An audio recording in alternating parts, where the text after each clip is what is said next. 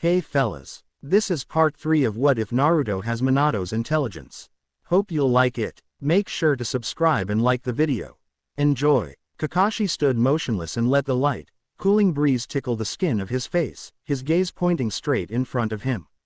He was staring at the memorial stone, which contained inscripted names of all the Konoha shinobi who had died in the service. His eyes were drawn mostly to 3 names: his teacher, his best friend, and the girl who had been in love with him. Ever since he'd lost them, this visit had been Kakashi's regular practice, where he had often lost the sense of time. As a green leaf fell on his nose, Kakashi sighed and closed his eyes for a moment. "Sensei, it is time," he thought, and put a mask back on his face. Giving the memorial stone one last glance, he turned around and walked away. He was heading towards the Hokage's office, where a Jonin's meeting would be taking place. Kakashi didn't even need to think about the reason behind it. He was 100% sure he knew what was going on. That was the reason why he wanted to inform his deceased sensei. Hopping through the roofs of Konoha's many buildings, Kakashi sighed. He suspected what would be told to him after the meeting would end, and he mentally prepared himself to voice his protests. He arrived at the doors of the meeting room only 30 minutes late, probably his new record. Quietly, he walked in and came face to face with every other Jonin staring at him. However, they just collectively sighed and turned around. His habit of being late was so famous that everybody was already used to it. Kakashi apologetically waved his hand when he noticed the Hokage's gaze, but the old leader just dismissively shook his head. "Well, now that even Kakashi is here, we can safely proceed. The reason for this meeting should be made obvious by the members here. Moreover, this should have happened more than 2 months ago," the Hokage stated, catching the attention of everybody. "So the rumors are true then?" Asuma asked and exhaled a bit of smoke. The Hokage nodded, his expression grave. "Indeed. More than 2 months ago, the Cage was assaulted by an unknown shinobi and just barely survived. The Suna has no idea who did it, but considering that the man attacked the 4th Cage and almost killed him, it must have been an extremely skilled shinobi. The Cage was poisoned and it took the joint cooperation of every medic in Suna to heal him." The Hokage answered and watched as murmurs broke in the room. "But he's okay now, isn't he? His youth should have prevailed," a man in green spandex jubilantly exclaimed, his fist shooting in the air. "Yes, guy, the Cage is fine now. I originally thought that postponing the Chunin exams was a bad idea, but as it turns out, it was a good decision," the Hokage said and pulled an envelope from his pocket. Kakashi narrowed his eyes when he noticed the sign written on it. "Is that what I think it is, Hokage-sama?" he asked anxiously. The Hokage rubbed his chin and put the envelope on the table. "This is a letter from the Tsuchikage, asking for permission to participate in the Chunin exams." The Jonin in the room stared at the table in surprise. "Will you allow it?" one of them asked. "I don't see why not. Konoha and Iwa are neutral and this could prove crucial in cementing our relationship," the Hokage stated, but Kakashi sensed the man's stare on him and so he glanced up, to see the Hokage almost undetectably nodding to him. "You're afraid this may be connected with Naruto and his meeting with the Tsuchikage's daughter too, Hokage-sama, I understand." Kakashi returned the nod and saw a small smile on the man's face. "Now that we have this out of our way, I'm officially announcing that the Chunin selection exam will commence in a week's time," the Hokage exclaimed with a grin. "First, we'll hear from those who are watching over the new genins. Kakashi, Kurenai and Asuma, step up," he continued and waited until the 3 Jonin walked forward. "Well, are there any genin you would like to enter into this Chunin exam? Kakashi, you first." Under his mask, Kakashi hid his faint smile. As the leader of Team 7, Uchiha Sasuke, Uzumaki Naruto and Haruno Sakura, under the name of Hitaki Kakashi, I nominate all of them to take the Chunin exam. Several sharp intakes of breath were heard behind him, but Kakashi ignored them and concentrated on the Hokage's emotionless face. Puffing on his pipe, after a moment, the man nodded and shifted his gaze to a young kunoichi with a unique pair of eyes. As the leader of the Team 8, Hyuga Hinata, Inuzuka Kiba and Aburame Shino, under the name of Yuhi Kurenai, the same as Kakashi, she said and turned to Asuma. As the leader of the Team 10, Yamanaka Ino, Nara Shikamaru and Akamichi Choji, under the name of Sarutobi Asuma, the same as Kakashi. Asuma replied and ignored the increased amount of whispers behind him. The Hokage raised his eyebrows. All of the rookies, Interesting. Well, I hope they will do well.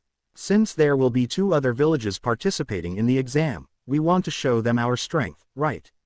While the Hokage spoke, Kakashi sneaked a glance behind him at Iruka, Naruto's former instructor in the academy.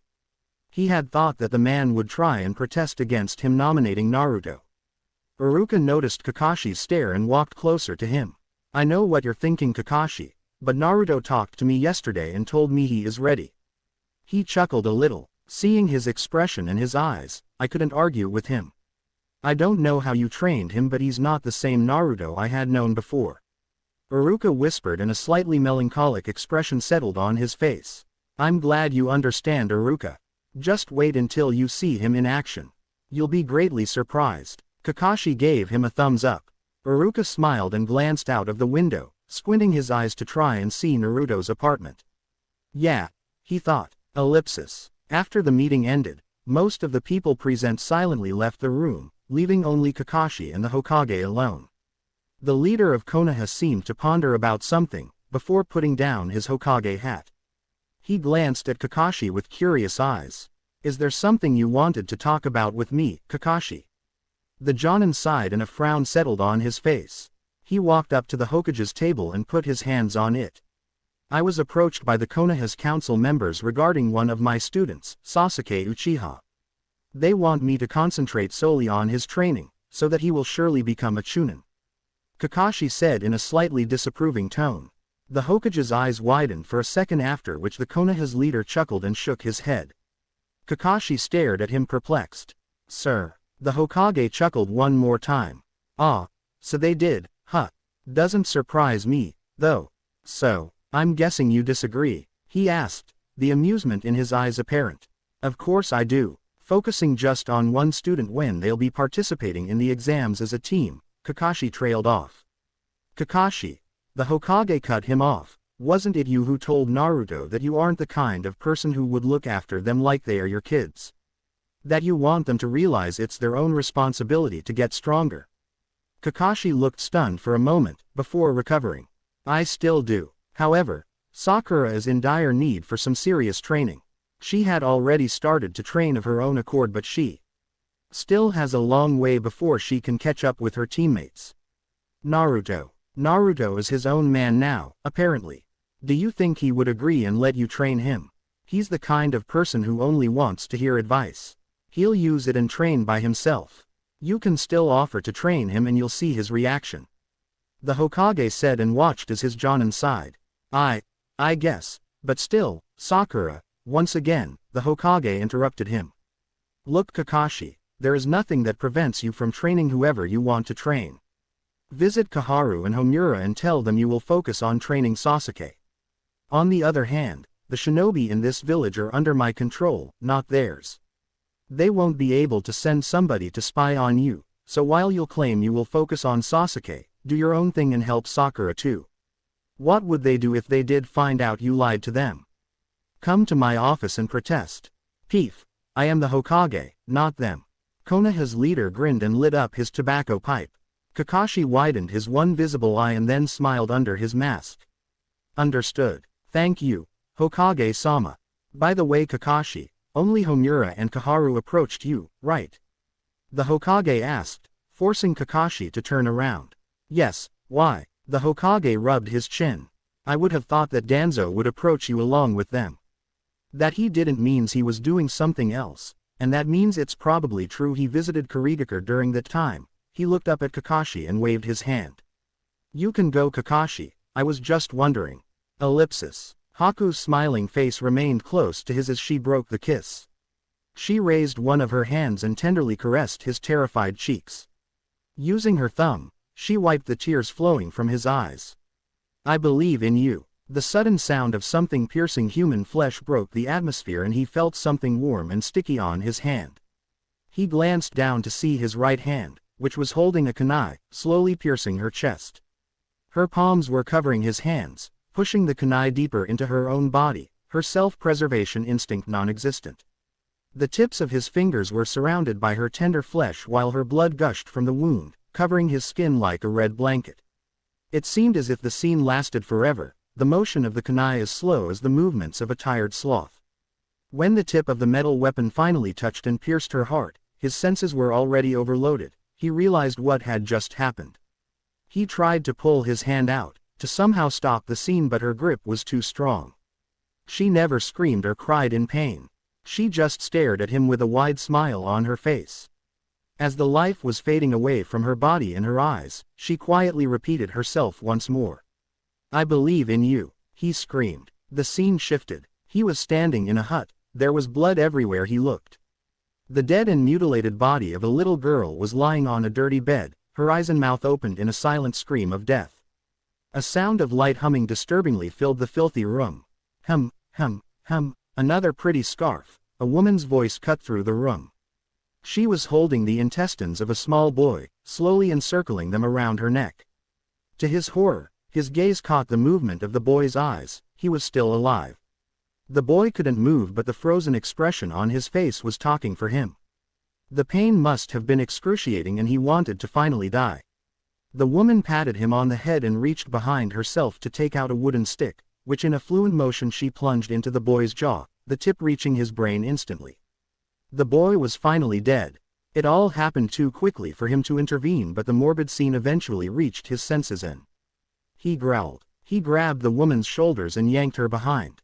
She flew past him and crashed through the hut's wall to land on the ground, outside. He hastily emerged from the hut and saw the woman madly cackling. She lightly rubbed her cheek onto the scarf made from innards and smiled. "Ah, he almost ruined my beautiful scarf." He had seen enough. He had heard enough. He had enough. When the woman stood up, he quickly reached her and his fist shot forward. The blast tore a gaping hole in her torso and forced her to cough blood. Before her body fell, she managed to grab his shoulders and raised her head to stare him in the eyes.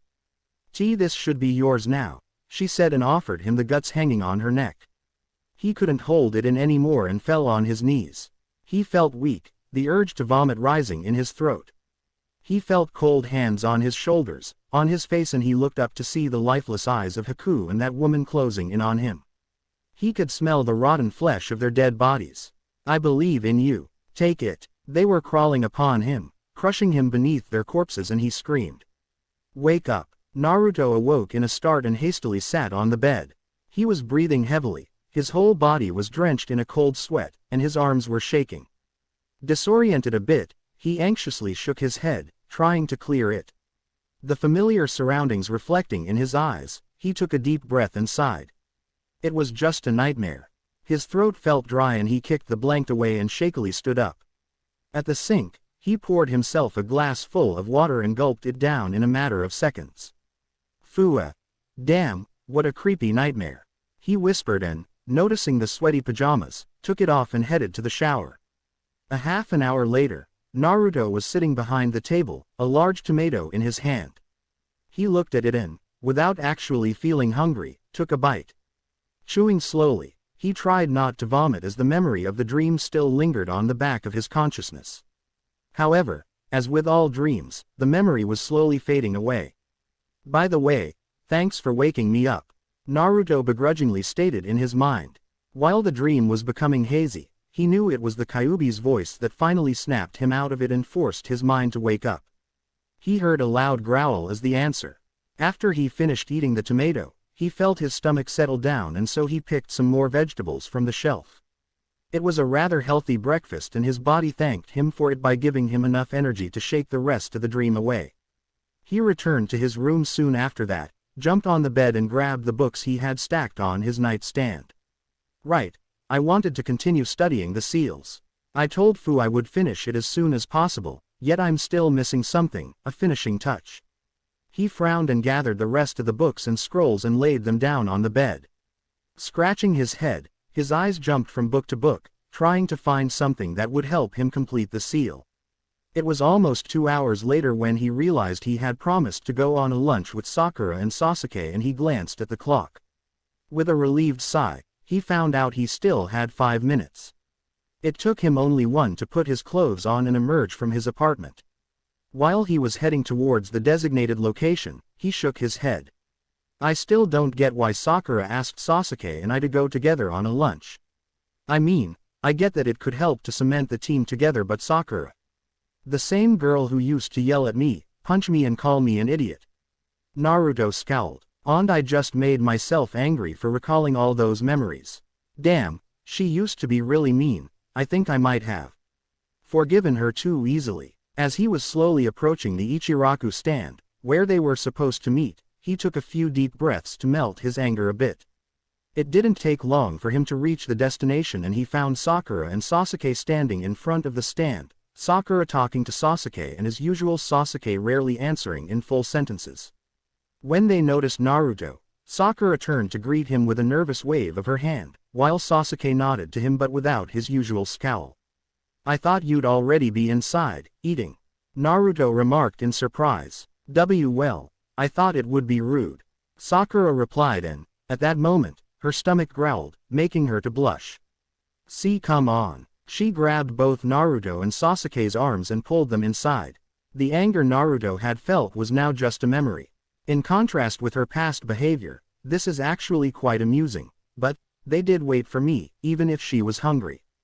I think I'll reward her with one small, insignificant plus that I'll write into my virtual diary.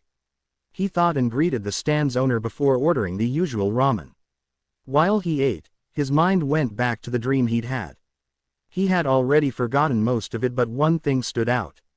Haku. The dream had reminded him the promise he had made her. He knew he was steadily becoming stronger, but was it enough? His thoughts were interrupted when he heard Sakura's voice. And so I showed her the demonic illusion, hell viewing jutsu. It worked. That means I know 3 genjutsu already, she said excitedly, and, when she received a nod of acknowledgement from Sasuke, she barely suppressed her squeal of happiness. You know hell viewing jutsu? Damn, Naruto muttered in irritation. Sakura turned to him. You mean you're trying to learn it? He wanted to snap back at her, but then he realized she wasn't mocking him. She was honestly interested, surprising him momentarily. Yeah, I've been trying for weeks but just can't seem to handle the flow of the chakra. Naruto replied. If you want to, I could show you some pointers. Sakura said in a low voice, making Naruto look at her with wide eyes. Really? She smiled a little and nodded. Sure, you've helped me with those clones. Then her smile froze a bit. But I'm not as good with genjutsu as you probably think I am. I'm still having troubles with completing demonic illusion, tree binding death jutsu. She finished with a frown. You mean you're trying to learn it? Sasuke copied her earlier reaction and was looking at her with something that closely resembled respect. Yeah, why? Sakura asked nervously. Sasuke shook his head. Tree binding death jutsu is one of the Konoha's oldest genjutsu, passed down since ancient times. It is a B rank jutsu, which means it is something that surely, no genin can do. He explained. From that moment onwards, Sasuke changed his behavior towards Sakura a bit. It also meant that the conversation became livelier and more fluent, and it was a loud sound of a healthy discussion that welcomed Kakashi when he entered the Ichiraku stand an hour later. Kakashi-sensei, what are you doing here? Sakura asked with a smile when she noticed him standing at the entrance. Naruto and Sasuke glanced at him too. Well, I was looking for you, actually. I have something for you. Kakashi said and reached to his pouch to take out 3 pieces of paper. He handed them to his students and watched as they all had different reactions. Sasuke just narrowed his eyes, while Naruto grinned and Sakura looked stunned. These are just application forms for nomination. It is solely your decision whether you decide to actually take it, but, congratulations, you have been nominated for the Chunin exams. Kakashi exclaimed with an eye smile. Well, I say this, but the actual exam starts in a week's time. That's why I have decided something. Until that day comes, you'll spend this upcoming week mostly by training together. Of course you'll have enough time for your individual trainings, but I want you to train together too. He continued and looked at the trio, who returned his gaze. Teamwork, Sasuke muttered quietly, receiving an appreciative nod from Kakashi, who spoke again. Yes, Sasuke, I know the 3 of you are getting stronger every day, and that's fine. However, I'm sure you remember what I told you at the beginning. Those who don't take care of their comrades are worse than trash. I want you to know each other's strengths and weaknesses so you'll know how to complement each other," he stated in a serious tone. Seeing that they had already finished their food, he motioned for them to pay and go with him. Soon after they arrived at the training grounds. It was the same place they had been given the task of stealing the bells from Kakashi, before they became genin. Here, Kakashi let all of them give their opinions about their own abilities.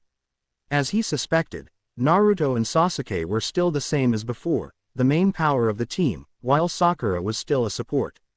However, she was now able to be a bit more reliable, with 3 genjutsu in her arsenal. It was now only a matter of time before she could learn how and when to use them in a way that would help her other 2 teammates. Smiling underneath his mask, Kakashi gave them a few short orders and watched them train. He'll make sure that this team doesn't end up as his own did. Ellipsis. The days passed quickly and, before they knew it, Team 7 found itself on its way to the building that would be used for the first part of the Chunin exams. All 3 of them were slightly nervous but tried to suppress it. In that moment, Naruto's senses screamed at him and so he reflexively leaned forward. Just by inches, he dodged a sudden flying kick coming from behind. As the attacker flew over him and landed in front of the Team 7, swirling up the dirt and dust, the genin put up their guard, ready to fight. However, after looking closer at the person before him, Naruto slowly let his arms fall. Seeing that, Sakura and Sasuke followed suit but remained suspicious and careful. While the attacker slowly stood up, Naruto mentally cursed. Damn, why did she have to come too? He thought bitterly. Long time no see, Uzumaki Naruto. A slightly feminine voice came from the person's mouth.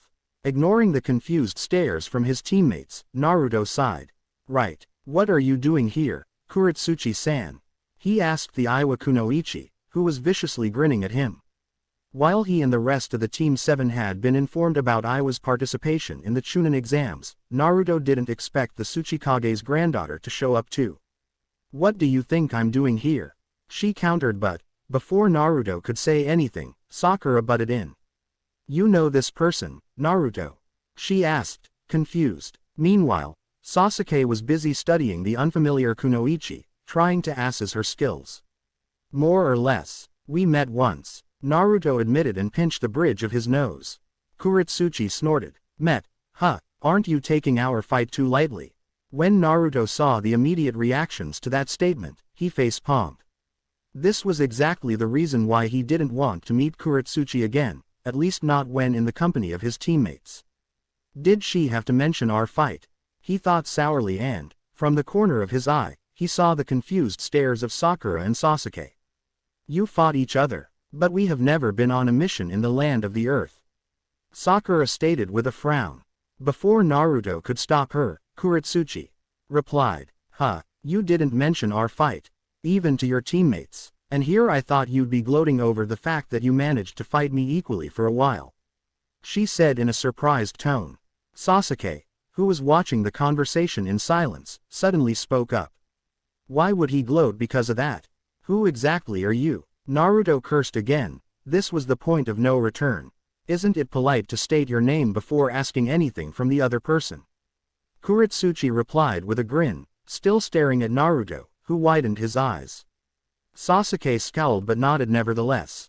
I'm Uchiha Sasuke. Well, you have already heard my name, Kuretsuchi. I'm a Chunin-level Kunoichi from Iwagakure, Kuretsuchi said, her gaze finally shifting from Naruto to Sasuke.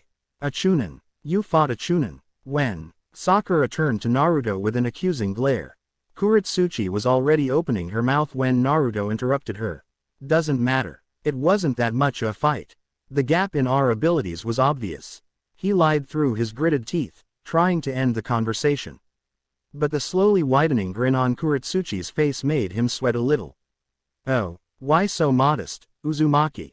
She inquired mockingly. Naruto frowned. While it bothered him that she was obviously trying to rile him up, what he didn't like more was her highlighting his family name. She knows something, and I was looking for the last Uchiha, but it turns out he's a scrawny-looking brat. I'm disappointed. The whole Team 7 spun around when an unfamiliar voice entered their ears. They came face to face with a duo of foreign shinobi, a boy and a girl. The girl was a blonde, like Naruto, but her hair was longer and gathered into 4 ponytails. She was wearing a single, light purple-colored, off-the-shoulders garment that extended halfway down to her thighs, with a scarlet sash tied around her waist. In addition to incorporating fishnet worn over her shoulders and legs, specifically on her right calf and her left thigh, she was wearing her black forehead protector around her neck. She was carrying a large war fan on her back. The one who spoke, the boy, was wearing a black, baggy, full-body suit with a red and yellow circle on the front.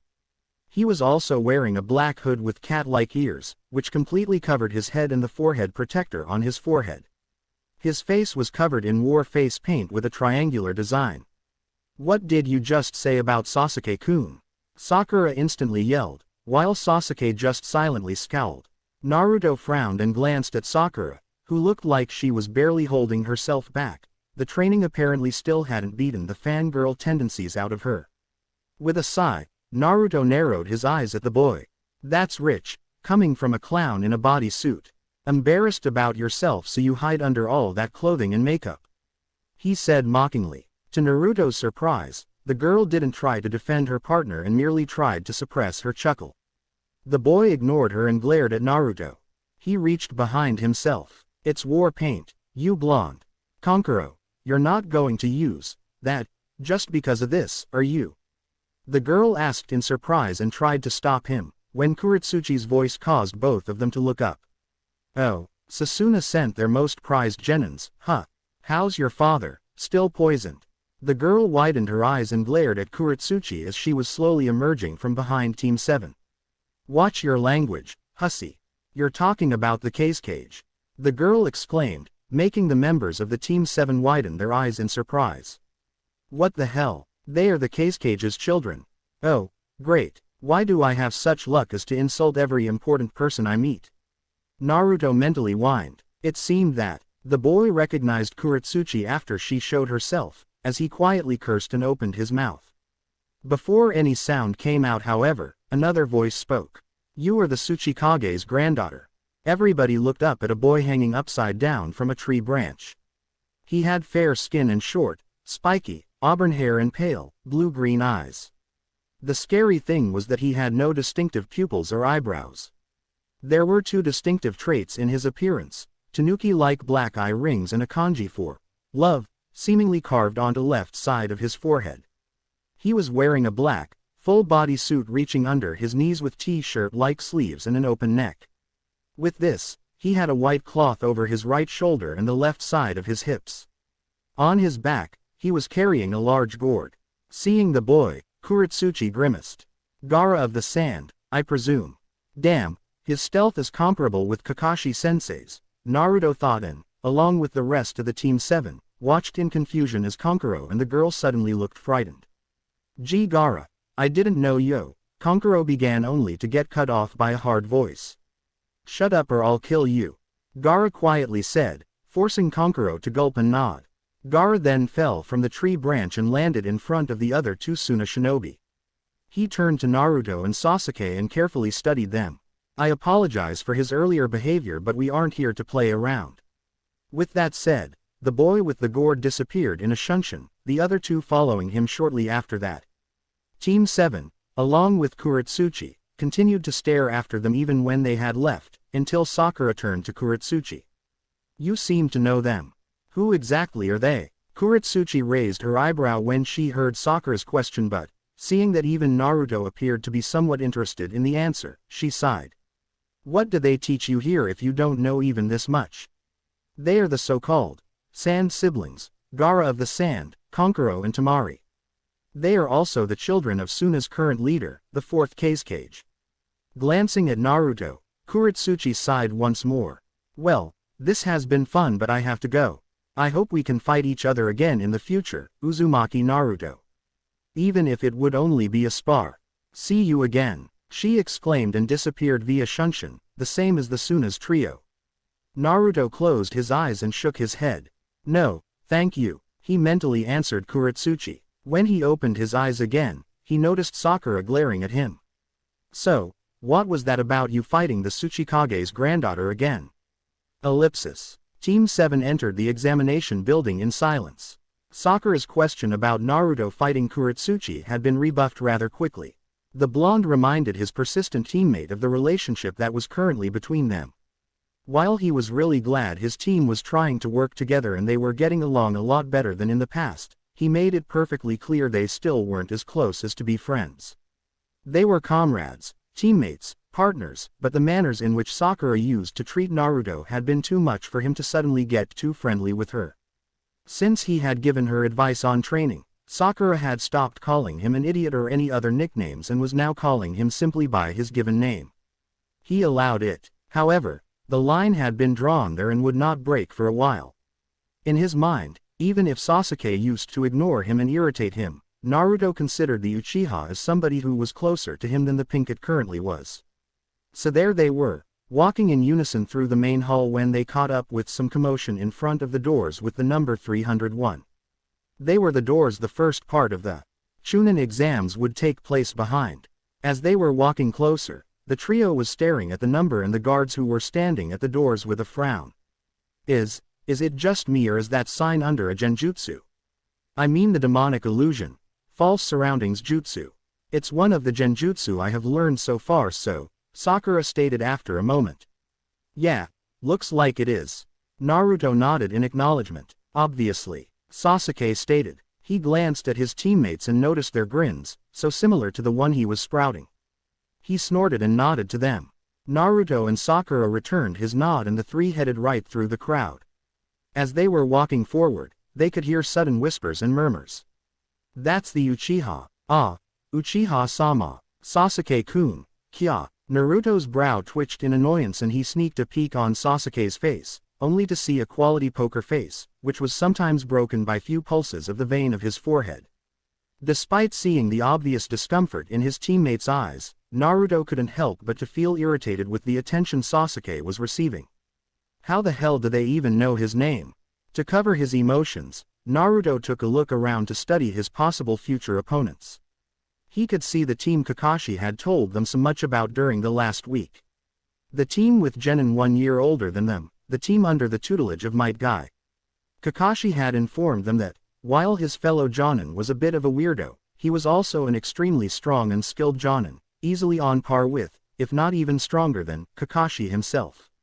Naruto took special care to study a guy who had eyes without pupils and the other boy clad in green spandex.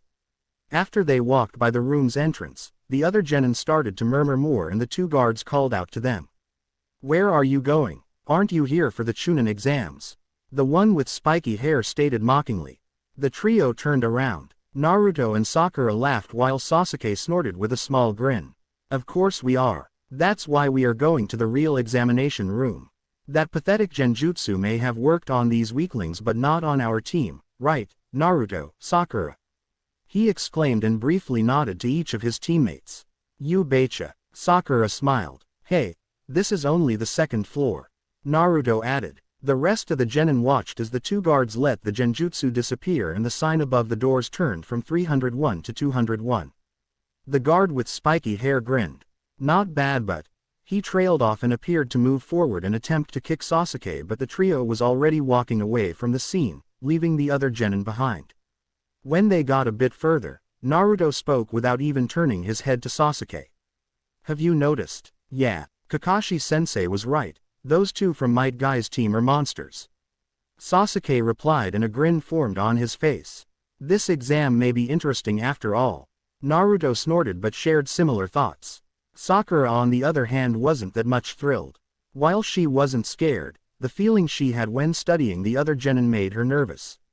Hey, guy from the Uchiha clan.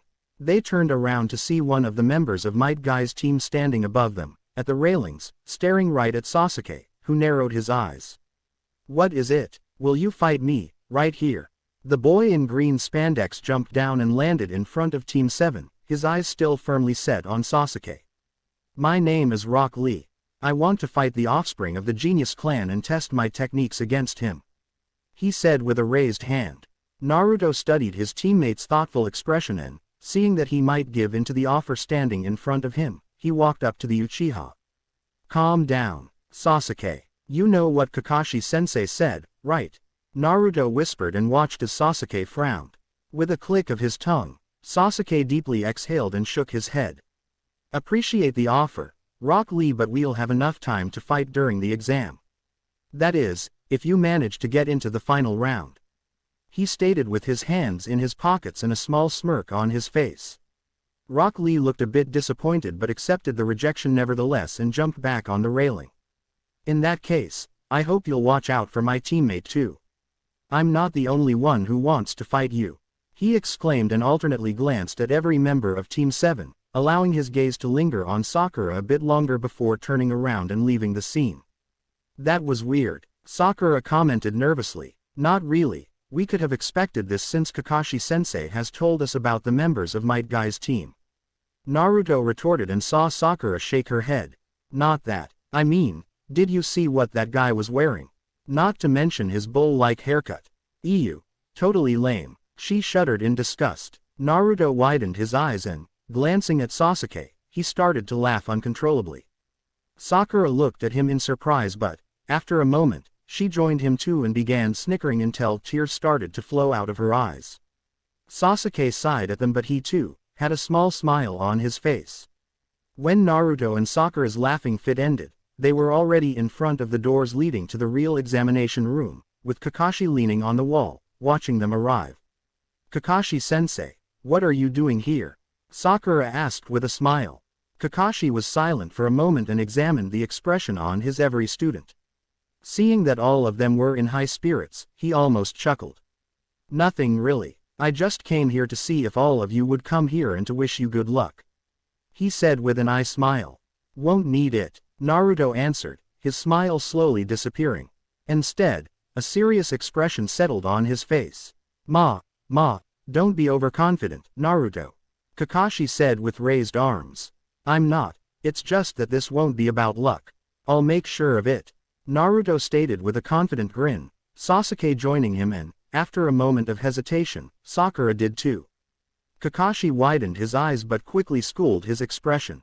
He sighed and slowly took out his book, before wishing them luck one more time just for the heck of it and leaving. Naruto glanced at his teammates and, seeing their determined eyes, pushed the doors open. The hinges creaked as he moved forward and came face to face with dozens of heated glares from the other genin already assembled in the room. He felt a bead of sweat forming on his forehead and gritted his teeth. Hey, that's quite some pressure, he thought and walked inside, his teammates following shortly after him. Sasuke-kun. Sasuke sighed and braced himself for impact. He was expecting the person behind the voice to pounce on him but, to his surprise, Ino was just calmly walking to him with her own teammates, furiously waving her hand at him. When the blonde noticed Sakura, she stared at her indifferently and then spoke.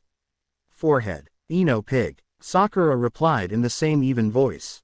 Naruto walked up to Ino's teammates, Shikamaru and Choji, and knocked on their shoulders. Did I miss something? Ino seems a bit less aggressive. Choji shrugged and Shikamaru sighed, as if just talking was too much an activity for him. Sakura has been training with her and it seems to somehow calm her down a bit, he stated lazily. Well, that's good, right?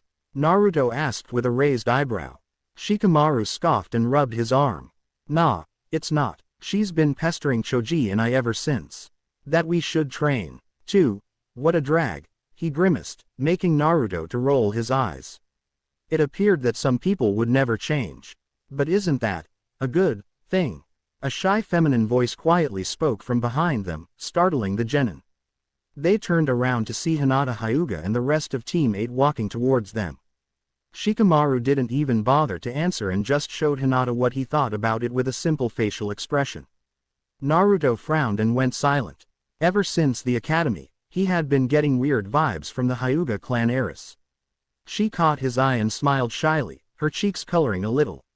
Hello, Naruto-kun, she whispered and quickly averted his gaze. Hi Hinata, he nervously answered. What's up with her? She's the same as ever, always behaving oddly whenever I'm next to her. Either I'm somehow making her uncomfortable or, Naruto quickly abandoned the second thought that came up in his mind. Sneaking a peek at the odd girl, he noticed there was still a light blush on her cheeks and she was occasionally stealing glances at him whenever she thought nobody was looking. Now that he could study her calmly and with deeper perception, the second thought was starting to appear more realistic. She's shy whenever she has to talk to somebody, but she only blushes that much with me around. It's like Sakura with Sasuke. Don't tell me she, nah, or does she? He thought nervously, but another voice saved him from his thoughts. It looks like you're nervous, Naruto-san. Are you fine? Why you ask? Because there appears to be a bead of sweat on your forehead. Ah, hey Shino. Naruto shifted his eyes from the Hyuga heiress to her teammate, Aburame Shino. The boy with dark sunglasses nodded in greeting. Oi, oi, oi, what's up with all of you? Getting scared because I'm here? Well, you should be, isn't that right, Akamaru? Seems like I'm the only one who changed drastically. Naruto thought and glanced at his right to see the last member of Team 8 walking up to the group, with a pup comfortably resting on his head. The rest of his former classmates chatted for a moment, while Naruto remained the same as Shino. Silent. With his former classmates showing up next to him, he suddenly started to feel really uncomfortable, as he didn't belong there. They were all talking to each other with such ease, despite their different characters, and Naruto realized that because of his drastic change, he could no longer talk to them as effortlessly as he could in the past. He felt socially awkward. Was it because of his increased intelligence or because of something else? He didn't know. He even caught himself thinking that maybe his past self had been doing better than he was now. Being all smiles and laughs had been so much easier than being mature. Now, he simply felt left out. It wasn't hard to talk to Shikamaru or Choji, and it was getting easier to talk to Sasuke and Sakura every day. It wasn't even hard to talk to two of them at once. But more than 5 people around him. 5 of his former classmates.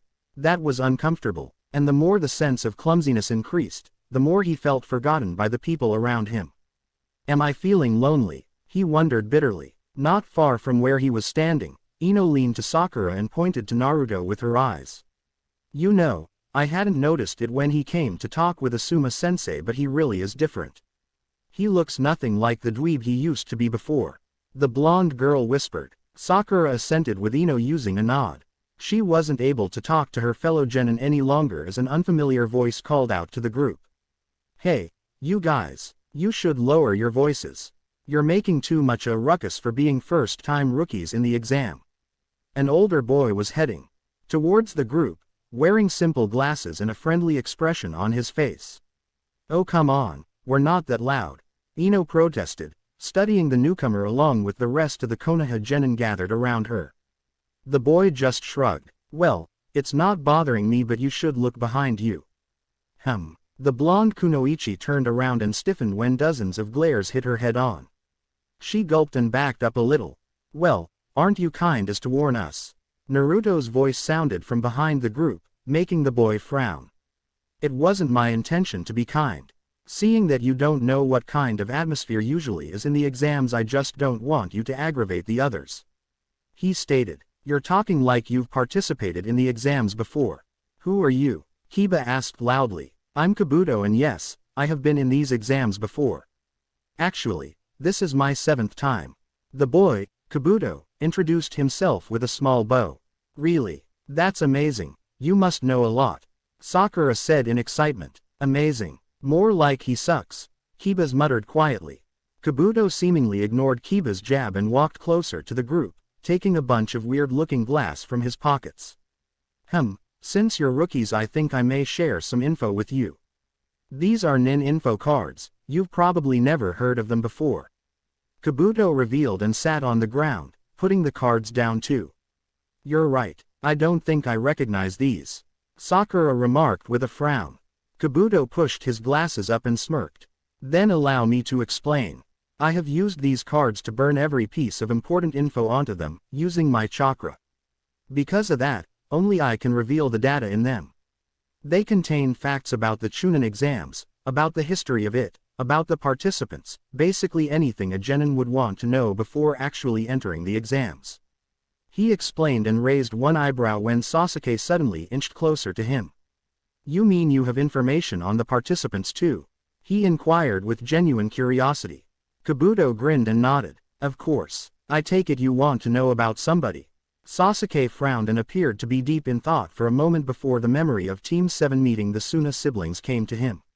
Yeah, Show me what you have on Gara of the Sand. Oh, you even have the name. Should be faster this way. Kabuto stated in mild surprise and reached for one of his cards. Meanwhile, Naruto glanced at Sasuke with narrowed eyes. Good choice, that Gara looks strong. Kabuto mused and showed the group the card, on which a picture of the Suna Genin, along with additional information, appeared. Gara of the Sand, Mission History, 8C rank, 1B rank, that's rare for a Genin. He is participating in the exams for the first time, so I don't have more info on him. Only other thing I know is that it seems he's returned from all of his missions without even a scratch. Kabuto summarized and Naruto watched as Sasuke's eyes widened a bit. He too was stunned. Next person who called out to Kabuto was Sakura. She grinned and peeked at Ino. What do you have on Ino Yamanaka of Konoha? Naruto glanced at his teammate in confusion. Why Ino? She trains with her, isn't this a bit redundant? Kabuto grabbed another card. Ino Yamanaka, Mission History, 6D rank, 3C rank. Her sensei is Asuma Sarutobi. She comes from the Yamanaka clan known for its mind-controlling jutsu, but it is unknown if she's able to use them. Her taijutsu is barely average, same with the genjutsu. Her ninjutsu is a bit higher, meaning she probably does know her clan jutsu. All in all, pretty average. He spoke and turned his head to the side when another person came closer. Meanwhile Ino was fuming and glaring at Sakura, who was, for some reason, grinning. The person who walked to Kabuto was Shikamaru and he asked the most surprising thing. Tell me about Naruto Uzumaki from Konoha. All of the Genins widened their eyes and glanced at Naruto, who was fighting a hard battle to maintain a blank expression. On the inside, he was cursing. Damn it Shikamaru, I knew you were suspicious ever since I came to talk with Asuma sensei, but you're overdoing it. Damn, no, calm down. Let's see what this guy has on me. Kabuto took out a card and widened his eyes. Naruto Uzumaki, Mission History, 19D rank, 6C rank, 2B rank and, what? 1A rank, a Genin doing an A rank mission. He trailed off and glanced at Naruto curiously, who gritted his teeth. Oh come on, Sasuke and Sakura did it too. However, what bothered Naruto more was those 2B rank missions. One was the mission where he met Fu, but the other one was for him defeating Mizuki so long ago. But to his knowledge, the Hokage told him it was a secret mission and nobody should know about it. Thinking about it, Naruto missed the suspicious glare from Sasuke and the stunned stares from the others. Kabuto collected himself and continued. His sensei is the famous Kakashi Hatake. He uses an unknown taijutsu style, but it seems to be of quite a high level. His genjutsu skills are low. He's known for not being able to perform any but appears to be skilled enough in dispelling most of them, but ninjutsu is impressive. Possesses incredible chakra reserves, he's able to perform 3 different elemental techniques. All in all, in ninjutsu, he's high above the Genin level. After Kabuto stopped talking, there was a deafening silence that went on for a full minute. The Genin were staring at Naruto in complete shock and the said blonde was barely able to contain his emotions. How the hell does he know all of this? It's impossible to know this. I've been training in secret and not even Kakashi-sensei knows everything I'm capable of. This guy. He wears Konoha's forehead protector, but I've never seen him before. Something about him. I don't like this guy, Naruto thought and ignored the whispers and suspicious stares from Sasuke and Shikamaru. 3 elemental techniques. What do you mean by that? Are you telling me that this loser can use 3 elements? Kiba asked loudly, the disbelief in his tone obvious. It appears so. What else? Kiba continued to ask but was cut off by Naruto, who narrowed his eyes and walked to Kabuto. I don't know how you found out about all of this, but fine. I have somebody I want to know about too. Naruto stated firmly. Okay. Who is it? Kabuto asked curiously. Kabuto from Konoha. Naruto stated and another silence followed after that. The blonde closely watched Kabuto and his reaction to the statement. Before he could recognize the glint in the boy's eyes, the scene was interrupted by a smokescreen erupting in the middle of the examination room and a deep voice echoing inside of it. Quiet down, you worthless bastards. When the smoke cleared itself, the surprised Genin were looking at a group of Konoha shinobi gathered behind a large man in a cloak. Thank you for waiting, brats. I am Ibiki Morino, the examiner for the Chunin selection exams, Part 1, the written test. Ellipsis. 5 minutes later, all of the genin had been seated to their pre-designated seats, completely separating the members of each team. In the past, Naruto would have certainly freaked out at the very thought of a written test, but now, he was only mildly nervous. He was stealing glances around him, to try and map the seating system of the room. He noted many Konoha Chunin all around the room, sitting in chairs and intently watching every genin.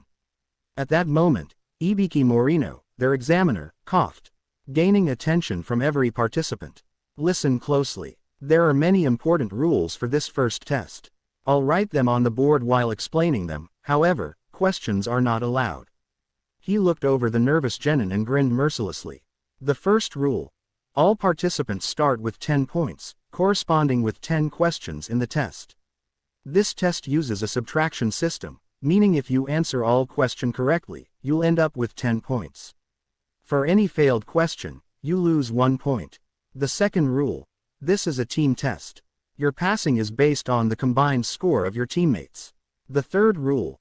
Anyone caught cheating during the exam will have 2 points subtracted for every offense. For that purpose, we have testing officers spread all around the room. If you lose all your points for cheating, you'll be asked to leave. Ibiki explained, his hand with the chalk moving up and down the board. Naruto was listening closely to the speech with a frown. You have to realize that the ones who are pathetic enough to get caught cheating will be destroying themselves. As shinobi trying to achieve the level of Chunin, be proud ninjas. Oh, and the final rule. Those that lose all their points, either by getting caught cheating or failing to answer, will be failed along with their teammates. The last rule caused the whole room to break out in sweat and murmurs, Sakura furiously banging her head on the desk and even Sasuke widening his eyes in surprise. Naruto, too, was overwhelmed by the merciless rules, but, before he could start losing it, he recalled one single piece of information he had read before concerning somebody named Ibiki Morino, his current examiner. Ibiki Morino, the best and, at the same time, worst, interrogator of the Konoha torture and interrogation force. What the hell is this kind of person doing here? The exam will last 1 hour. You can turn the tests around and begin. Naruto hastily glanced at the test and read the first question. You are in a situation where the enemy used wind release. Great sickle weasel jutsu against you, and the only jutsu in your arsenal is fire release. Great fireball jutsu. Will you be able to win? Explain. The hell, what kind of question is that? It's too hard for a genin. Of course, fire element is strong against the wind. However, you have to take the level of the technique into account. If the wind jutsu is a higher rank, then you can win, but only then. The great fireball is AC rank but can be stronger the more powerful the user who uses it. Arg, who made these? With a grunt, he shifted his gaze to the second question. You are standing on a tree, 12 meters in the air, and fire a great fireball jutsu straight forward. Your opponent is on the ground, 120 meters away from you. Calculate the ballistic curve of the jutsu's trajectory and explain whether your chakra reserves, attached lower, would be able to power up the jutsu efficiently enough for the technique to hit the enemy. Naruto stopped reading and massaged his temples. He read the question again, but, again, he had trouble understanding it. Ballistic curve. You have got to be kidding me. These can't be questions for a genin. Even Shikamaru would have troubles with this, and he's loads smarter than I am. There has to be something. He glanced up at the examiner and at the testing officers around the room. Now that I think about it, it doesn't make sense that they would let us cheat 4 times before sacking us out. Why wouldn't they sack us immediately? Why? Briefly gazing over the rest of the questions, Naruto swallowed hard. I can barely answer one question. This is bad. He gulped and scratched his hair.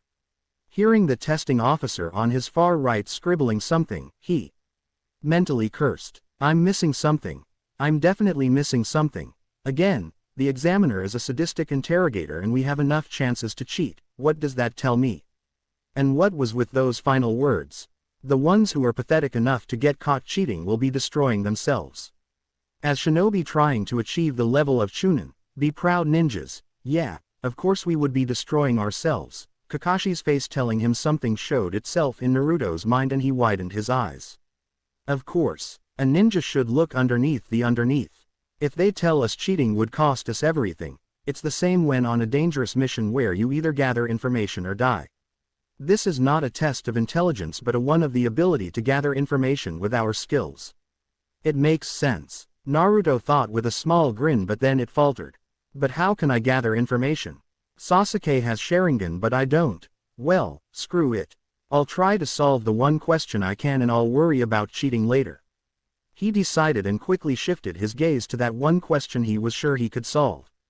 He was so engrossed in solving the problem, he didn't even notice Hinata, who was sitting next to him, trying to get his attention. The minutes were passing quickly and there were lots of genin who got caught and expelled from the exams. Some of them tried to resist but every single one of them was mercilessly kicked out. Naruto ignored it all and, after successfully answering the question, he began to inconspicuously look around, trying to find a way to cheat without being seen. All of my ninjutsu are either offensive or defensive. My only supplementing ones are henge, kawarimi or shunshin, but none of them could help me now. Genjutsu is out of the question too. Damn it, I've been so immersed in increasing my fighting abilities that I don't know anything about gathering information. Seeing the question he had previously answered, he realized why he was able to do it in the first place. It was because the question was about seals. Seals. Isn't there any seal I've read about in that book that I could use here? He thought furiously, and then, a minute later, a mischievous grin appeared on his face.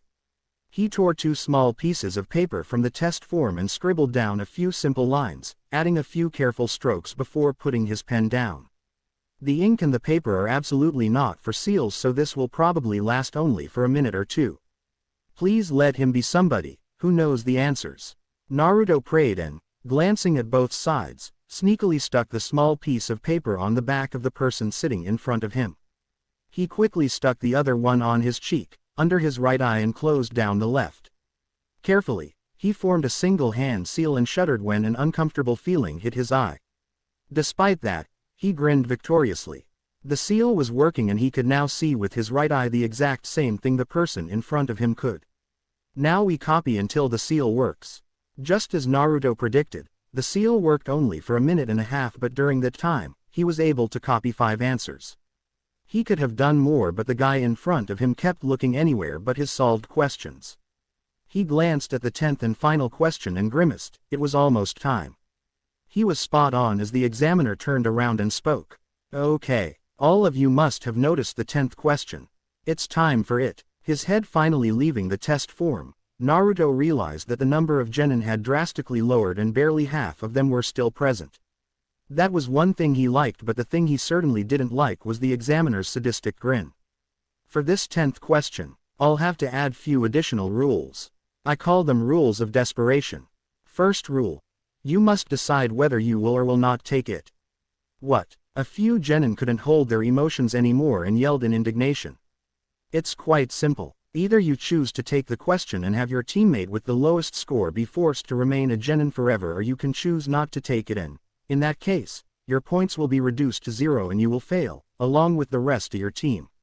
The silence that followed after that was more than deafening. The absence of any sound was so loud, it was broken by the beads of sweat dripping from the contestants' foreheads. What? Naruto was speechless. What kind of stupid rule is that? Something like that has never been on the exams before. Some genin angrily asked. The rest of them gulped when the examiner started to darkly chuckle. Hey, too bad for you, brats. You were simply unlucky. This year, I'm the examiner. However, as I told you, you have a way out. Just forfeit and try again next year. Naruto was sweating profusely, blinking fast. He could hear his own heartbeat and even the blood flowing through his veins, the adrenaline in his system as high as possible. The inside of his throat felt incredibly dry. What is this guy talking about? Damn it. I can't just simply arg. No, he gritted his teeth and tried to breathe slowly. I need to calm down. This is just another trick, it has to be. First trick was to find out this is about your skills in gathering information. It can't just end like this. I wouldn't be able to show my face to Kakashi-sensei or anybody else in that case. Naruto was freaking out, but once again, he remembered the same thing Kakashi had told him. Underneath, what is covered in this question? In this decision, The examiner is Ibiki Morino. That must mean he's purposely trying to torture us psychologically. Hey, and he's doing it extremely well. I'm about to lose it. So if he's master of human psychology, it's to be expected he would make such rules. Basically, he's telling us what? Either you quit and save the team or you sacrifice one teammate for your survival. A small light bulb was slowly lighting up in Naruto's head. Kakashi-sensei told us, those who break the rules and codes of the ninja are trash, but those who don't take care of their comrades are lower than trash. Yes, I can't just sacrifice my teammate for my own survival, that's why we are a team. There's simply no point in a team, if you'll just break it this simply, but can I gamble this whole test on this being the possible solution? Naruto gulped and watched the genin all around him breaking down and whispering in desperation. He looked up and saw the slowly widening grin on the examiner's face. Gritting his teeth, he yelled indistinctly and raised his hand. The whole room looked at him in surprise. Naruto tried to ignore the stares of horror he was receiving from Sakura and Sasuke and, instead, he focused on the examiner, who raised his eyebrows. Oh, so we have the first weakling who can't take the pressure. Naruto growled. No, I don't want to quit because I'm scared or weak. It's because it's the right thing to do. Our sensei always tells us, those who break the rules and codes of the ninja are trash, but those who don't take care of their comrades are lower than trash, and I agree.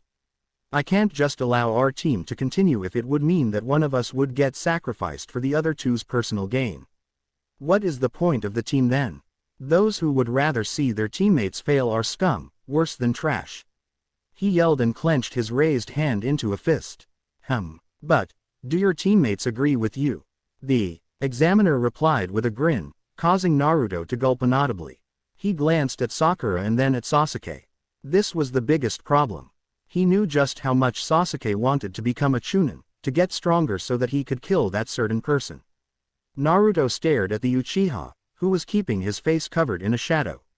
This would be the breaking point. Will the Uchiha sacrifice his teammates because of his thirst for revenge? I quit too. Naruto widened his eyes and turned to the right, to Sakura, who returned his gaze with her own. Maybe I'm weak, but my teammates have important goals they want to achieve, more important than the one I have. I would never take their chance from them. I'd rather destroy my test and become the one with the lowest score. She yelled and hit the desk with her fist, barely suppressing her tears.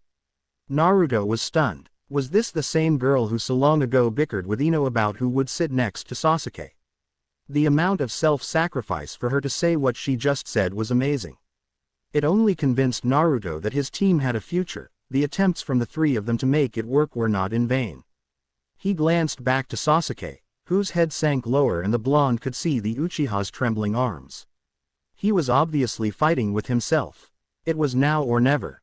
The examiner was slowly opening his mouth, but then, the raven-haired boy stood up, his fists pressing onto the table.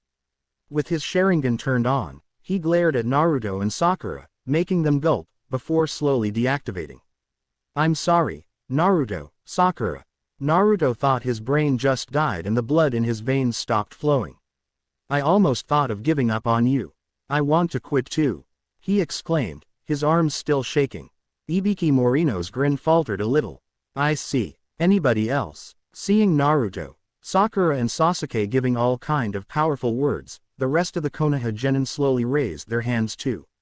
From the corner of his eye, Naruto saw the Suna siblings stealthily conversing. It seemed that the girl, Temari, was trying to convince the other two, before raising her hand too. In the end, more than 60 genin raised their hands. There were those who did not, and it was not a small number too. The examiner took one last look at the participants of the exams. He stared at Naruto, Sakura and Sasuke the longest, seemingly thinking about something, before shaking his head. If you are all sure, then we will take the 10th question. Those who wish to quit, please remain in your seat, the others, please stand up. He ordered and watched as the bigger number on genins sat down. He clapped with his hands and smiled widely. Congratulations for those who decided to take the 10th question, you all fail. Those who decided to quit, you pass. With that, chaos erupted. Naruto felt his hands tremble a bit, the adrenaline in his blood slowly disappearing. He took a deep breath to calm himself down and swallowed his own saliva. All around him people were yelling, shouting, complaining, but he paid them no heed. Right now, his focus was on his own heartbeat. He did it. He was able to discover the catch in the 10th question. The relief washed over him, and with his right sleeve, he wiped the sweat from his forehead. He closed his eyes and pushed his eyelids against each other, forming a grimace on his face. Shaking his head and blinking repeatedly, he slightly turned his head to glance at his teammates. Sakura was sprawled across the table, breathing heavily and awkwardly trying to blink away the few tears in her eyes, the remnants of her earlier loud exclamation. On the other side of the room, Sasuke appeared to be quite calm, but the movements of his throat and the white fingers, with which he was gripping the table, were saying otherwise. However, every member of Team 7 had something in common: they were happy. The virtual shutters in his ears opening, Naruto grimaced when his brain began to register the loud noises, loud voices all around him, echoing in the room. Many genin were protesting against the definite verdict of their proctor, who was busy explaining the true reason behind the test and the 10th question. It was exactly as Naruto had thought and stated a few minutes back. Seeing how hard it was for the genin to accept his reasoning, the proctor took off his bandana and forehead protector to show his head, which was full of terrible burn marks, scars, screw holes, and many more. The genin, along with Naruto, gulped at the sight. On missions, on the battlefield, you risk everything, and those who don't know how to act in a desperate situation cannot hope to become a chunin or better. Ibiki grinned and ushered his assistants to kick out those who didn't pass the first test. Amidst the chaos, a person from the outside smashed through a window and landed next to Ibiki, quickly getting up with a loud exclamation. "Yo, punks, it's time for the second test of the exams. Follow me, Anko Mitarashi." The kunoichi with purple hair tied into a ponytail was met with dozens of glares and a substantial amount of growls, causing her to raise an eyebrow and glance at Ibiki. "Bad time, eh?" Ibiki returned her gaze with a slight nod. "Could have been worse, considering it's you." Anko glared at him, embarrassed, and sat on a nearby chair. She waited until the genin who failed the first test left the room before standing up again. She scrutinized the room and, with a frown, looked at Ibiki. "You allowed 22 teams to pass. Getting old, Ibiki." The proctor of the first test grinned and inconspicuously shifted his gaze to the members of Team 7, causing his grin to widen further. Anko noticed it and followed the line of his sight to see Naruto sitting behind the desk, trying to avoid her eyes. She grinned. "Nah, we just have genin with good potential this time," Ibiki replied. Anko said nothing and, with a grin, she turned back to the half-empty room. "All right, hunks, as I said, I'm Anko Mitarashi, the proctor for the second test of the chunin exams. It'll take place in Area 44, otherwise known as the Forest of Death. I'll explain the details of the test there, so get off your asses," she exclaimed and, after the genin got up, disappeared the same way she had arrived, by jumping through the window. As the genin slowly left the room, Naruto caught up with his teammates and knocked on their shoulders to gain their attention. "You guys go ahead without me, I have to stop at my apartment for something." Sakura hastily grabbed his sleeve before he could leave. "Wait, is it that important? If you're late," she trailed off, but Naruto reassured her. "It may help us in the second test. Don't worry, it'll only be a minute," he replied and quickly disappeared. "But we don't even know what the second test is," Sakura quietly protested and turned to Sasuke, who appeared to be deep in thought. Ellipsis. Naruto arrived at the meeting place in front of the Forest of Death only 2 minutes after the group of genin did, and he nervously patted his pockets and shifted the paper for sealing inside of it. While Anko was busy trying to scare them with the reputation of the Area 44, Naruto quietly found and joined his two teammates, dodging Sakura's question about his stop with a shake of his head. Later, he gestured with his hands. It left Sakura dissatisfied, but she couldn't protest either, as Anko finished her tale and cleared her throat. "Well, your scared faces are making me excited, but before we can begin, I need all of you to sign these," she stated, taking a bunch of papers from behind her. "These are agreement forms. Since there will be deaths in this test, without signing these, it would all be my responsibility," she said with a wide smile and passed the forms to everybody. "You know, she's creepy," Sakura muttered quietly, reading the form over. The proctor. "Yeah, she is," Naruto agreed, but when a shadow fell over him from behind, He gulped and raised his head. He glanced at Sakura, who was nervously smiling, and closed his eyes for a second. "She's behind me, isn't she?" he asked with a hint of resignation in his voice. "Oh, so, I'm creepy now. That's not nice of you, brat," Anko said, faking a hurt tone. She crouched and leaned to him, making him feel a bit uncomfortable, as her chest was pressing onto his back and her breath was tickling his ear. "Especially since you wear clothes I helped you choose," she whispered and licked his earlobe. Naruto widened his eyes and rolled away from her, hastily rubbing his ear with an annoyed expression on his face. Sakura raised her eyebrow and looked at Naruto. "You know each other, honestly. Who else do you know, Naruto?" she inquired with puffed cheeks. Seeing Naruto's expression, Anko laughed and returned to stand in front of the crowd. "Now, while you sign these forms, I'm going to explain the second test for you. After that, each team will check in at the booth on my left," she stated and cleared her throat again. She gestured behind her with her left hand and grinned. "I already told you about this place, Area 44, or the so-called Forest of Death. Many of you have probably realized it, but for those who haven't, this test will be about your ability to survive in an inhospitable environment. It's to simulate a mission, which takes you deep into unknown enemy territory. What you will know is that this area consists of 44 gates all around it. Inside is a forest, one main river and a tower in the center.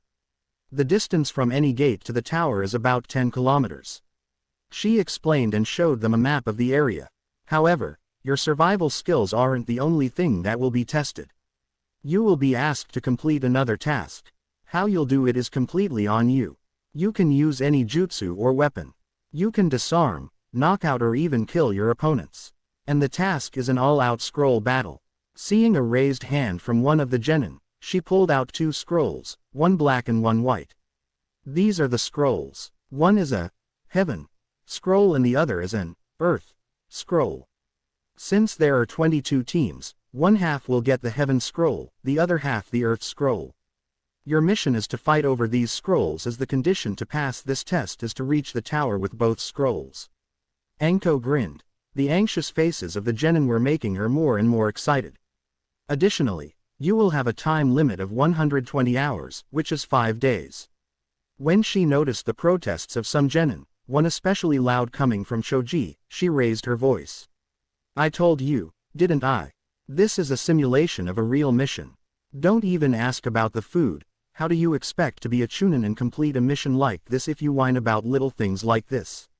If you don't like it, turn around and go back to the academy," she proclaimed with a small glare, shutting the genin down. "The forest is full of edible stuff. Just avoid man-eating plants, poisonous insects, beasts, poisonous plants, and be careful not to fall asleep too hard. As the time will be running out, many of you will become desperate, you will be dehydrated, hungry, scared, angry, anything could happen. So, if you think you can lose just by not getting the other scroll, think again." Measuring the genin with her eyes, Anko frowned. "Yep, I can already see at least 20 punks who will definitely fail," she thought, and continued her speech. "Moreover, you can also get disqualified for some things. First, if you don't get to the tower with both scrolls within the time limit. Second, if one of your teammates dies. Third, if you attempt to leave the area. The 5 days limit is mandatory, you will spend them in the forest whether you like it or not. Last but not least, you must not look inside the scroll," she said, and teasingly started to untie the strings on one of the scrolls, only to stop in the middle. "What if we do look?" Ino asked with a gulp. "Try it if you dare," Anko replied, and chuckled at Ino's expression. A chunin is often asked to carry classified information he cannot look at, so this is another purpose of this test. To see if you're trustworthy. She finished and pointed at the booth at her left. "Now, enough explanations. Check in at the booth and exchange your forms for the scroll. After that, we can finally begin the test." Naruto was sitting with his teammates, waiting for their turn in the booth. His eyes flew over the rest of the genin, trying to study them. He slowed down when a person with red hair entered the line of his sight, but then he found Kabuto standing in front of the row with his own team, getting ready to check in. He let his gaze stay with the older boy for a moment and tried to shake off that odd feeling he'd had back before the first test. "Yeah, There's definitely something off about that guy, he wondered and sighed. Turning his head slightly to the side, he noticed Sasuke intently staring at him. What? Naruto asked with a frown. You're thinking Kabuto is suspicious, too. Sasuke replied quietly, causing the blonde to widen his eyes. Sakura joined in with a confused face. Kabuto-san is, she asked. Sasuke frowned deeply. Yeah, don't you think it's strange how he knew all those things back then? I guess he could know about Rock Lee and maybe even Gaara, but how did he know about Naruto? Not even Kakashi-sensei knows that much. He whispered and stared at Naruto, who averted his gaze. I'm not going to pry, Dobi. We all have our secrets. But his knowledge surprised you too, right? I saw your eyes. You were shocked to hear all of that from Kabuto. Naruto sighed and rubbed his temple. Thanks, and yeah, I've been training alone for some time. There is no way he would know it unless he spied on me, and why would he do that? I'm not anybody special. If he should have been spying on anybody, it's you. You're the last Uchiha, the blonde retorted, feeling a headache coming his way. Sasuke went silent and sneaked a peek at Kabuto, just as the older genin entered the booth. Even if he's suspicious, we have our own worries. If we don't get the second scroll, we're out of these exams. Sakura quietly reminded. Naruto grimaced, but she told the truth. They couldn't afford to spend their time overthinking stuff. Fine, but we should stay out of his way for now. I noticed a few rather weak-looking teams, he stated, and when Anko called out to them, they got up and walked to the booth, where they received a heaven scroll. Despite her protest, Sasuke and Naruto insisted on Sakura to take it. Most of those idiots probably think I'd take the scroll to keep. Sasuke informed her and resolutely stashed the scroll in her pocket. Half an hour later, Team 7 stood before their gate, waiting to be unleashed for the second test. Anko glanced at her pocket watch and pressed the starter. The second test of the Chunin exams begins. Ellipsis. As per the map Anko had showed them earlier, after they had entered the Forest of Death through Gate 12, Team 7 had been heading straight to the tower. Since the river mentioned on the map was flowing invisible distance of their position, they used it as an orientation point in case they got lost. The river was supposed to go straight through the virtual diameter of the area, leading the team precisely to the tower. So far they hadn't encountered any other genin, just a few animals that were easy enough to beat, some irritating bugs they smashed and plants they cut down. But the rather peaceful atmosphere wasn't making the trio feel safe at all. Once or twice they had heard obscure, vague screams, loud and painful enough to make them sweat. As they traveled further into the forest, Sasuke raised his hand, causing the other two to land next to him, behind a tree.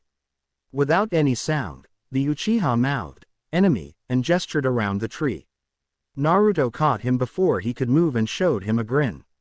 With a single hand seal, the blonde created one clone of himself and made him do the henge. The clone, masked as a tired and injured-looking Sakura, expectantly glanced at Team 7, to see Sasuke nodding and Sakura shaking her fist in annoyance. Seeing that they understood his plan, Naruto sent out the clone and the trio quietly positioned themselves around the area, so that they could watch the scene. From his location on a tree, Naruto could see a genin with the sign of Tokigakure on his forehead protector suspiciously watching the Sakura clone slowly approaching him. Konoha genin and already done. Hey. The boy laughed but remained careful and threw his kunai at the clone's feet. How can you attack a helpless girl? I just lost my teammates, the clone cried. Well, that makes two of us, girly. The boy retorted and prepared another kunai, motioning the clone to stop. Cautiously, he approached the clone, prepared to throw the kunai in an instant. When he reached it and saw no real danger, he grinned and moved his hands closer to the clone's shoulders. How about Hoki, helping you find your teammates? He whispered, and in the next instant, he was surrounded from three sides. He felt three kunai pressed against his sides, and so he cursed and quickly raised his arms. I give up, he hastily announced and watched as the clone disappeared in a puff of smoke. Did you see the perverted look on his face when he neared the clone? I think I want to punch him. Sakura growled in disgust. You heard the lady. So, if you don't want to get punched, I suggest you give us your scroll. Naruto stated from behind the boy. I don't have one. My teammates have it. The boy protested. When Sasuke reached into his pocket, took out a scroll and shook it before the boy's eyes. The Tokigakure genin gulped. Seeing the color of the scroll, Sakura sighed. Heaven's scroll. To think I risked my purity for that, she shuddered, causing Naruto to sigh. Nevertheless, we'll take it. It's always good to have a reserve in case something happens, Sasuke said and tucked the scroll into his pouch. The trio slowly backed off from the genin, allowing him to breathe. When he glanced around and saw Naruto's retreating form, he widened his eyes and called out to them. You're the one who helped that monster. Naruto froze and slowly turned around. What? Sasuke and Sakura appeared to be confused and looked at the blonde, but his eyes were focused on the foreign genin. Because of you, Shibuki-sama is trying to convince the monster to return to the village, making me sick to th. The boy was cut off when Naruto appeared in front of him and delivered a powerful punch to his jaw, sending him crashing into a tree. The genin's head hit the hard surface and he instantly lost consciousness. Naruto growled. He wanted to smack the bastard around more. Clenching his fists, he turned around and slowly returned to his teammates, who were watching him with curious eyes, in Sakura's case even a bit apprehensive. Don't ask, Naruto muttered. And Naruto, you're... Sakura gulped, and when Naruto turned to her, she pointed at her canines. Frowning, Naruto touched his own and widened his eyes. They were a bit more profound and longer than normal. He knew what it meant. With a few deep breaths, he tried to calm himself. I can't believe this much was enough to unconsciously tap into the Kyuubi's chakra, even if by a tiny margin. This is the first time after the mission in Wave. Did his words anger me that much? He thought and nodded to Sakura. Thanks, he said and walked forward, the other two following him shortly. 5 minutes later, as they were cautiously circling around a man-eating plant, Naruto quietly spoke to his teammates. It just pissed me off, you know, how he called Fu. That's the girl that helped me and Sasuke during our mission in Tokigakure. Sasuke just made a quiet throat sound while Sakura carefully asked, why did he even call her monster? From what you said, she was nice. Naruto didn't answer for a moment, as he was busy cutting down a large centipede that fell on his shoulder. Not sure. Must be their village thing, he grumbled, glancing back at Sakura. She offered him a small smile and a nod. They continued further in silence until they reached a small clearing. From their position, they clearly saw the tower a fairly far distance away. Deciding it was unnecessary to rush forward when they didn't even have the second scroll, they sat down and took a small break. Sakura opened her pouch and determined if she still had everything while Naruto tapped his pocket, reassuring himself that the paper for sealing was still there. Sasuke quietly studied his surroundings, taking occasional gulps of water from his bottle. He didn't like the silence around them. After half an hour, they started to get bored and nervous, so Team 7 took off, leaving no trace they had been there. Another half an hour later, Sasuke frowned and activated his Sharingan.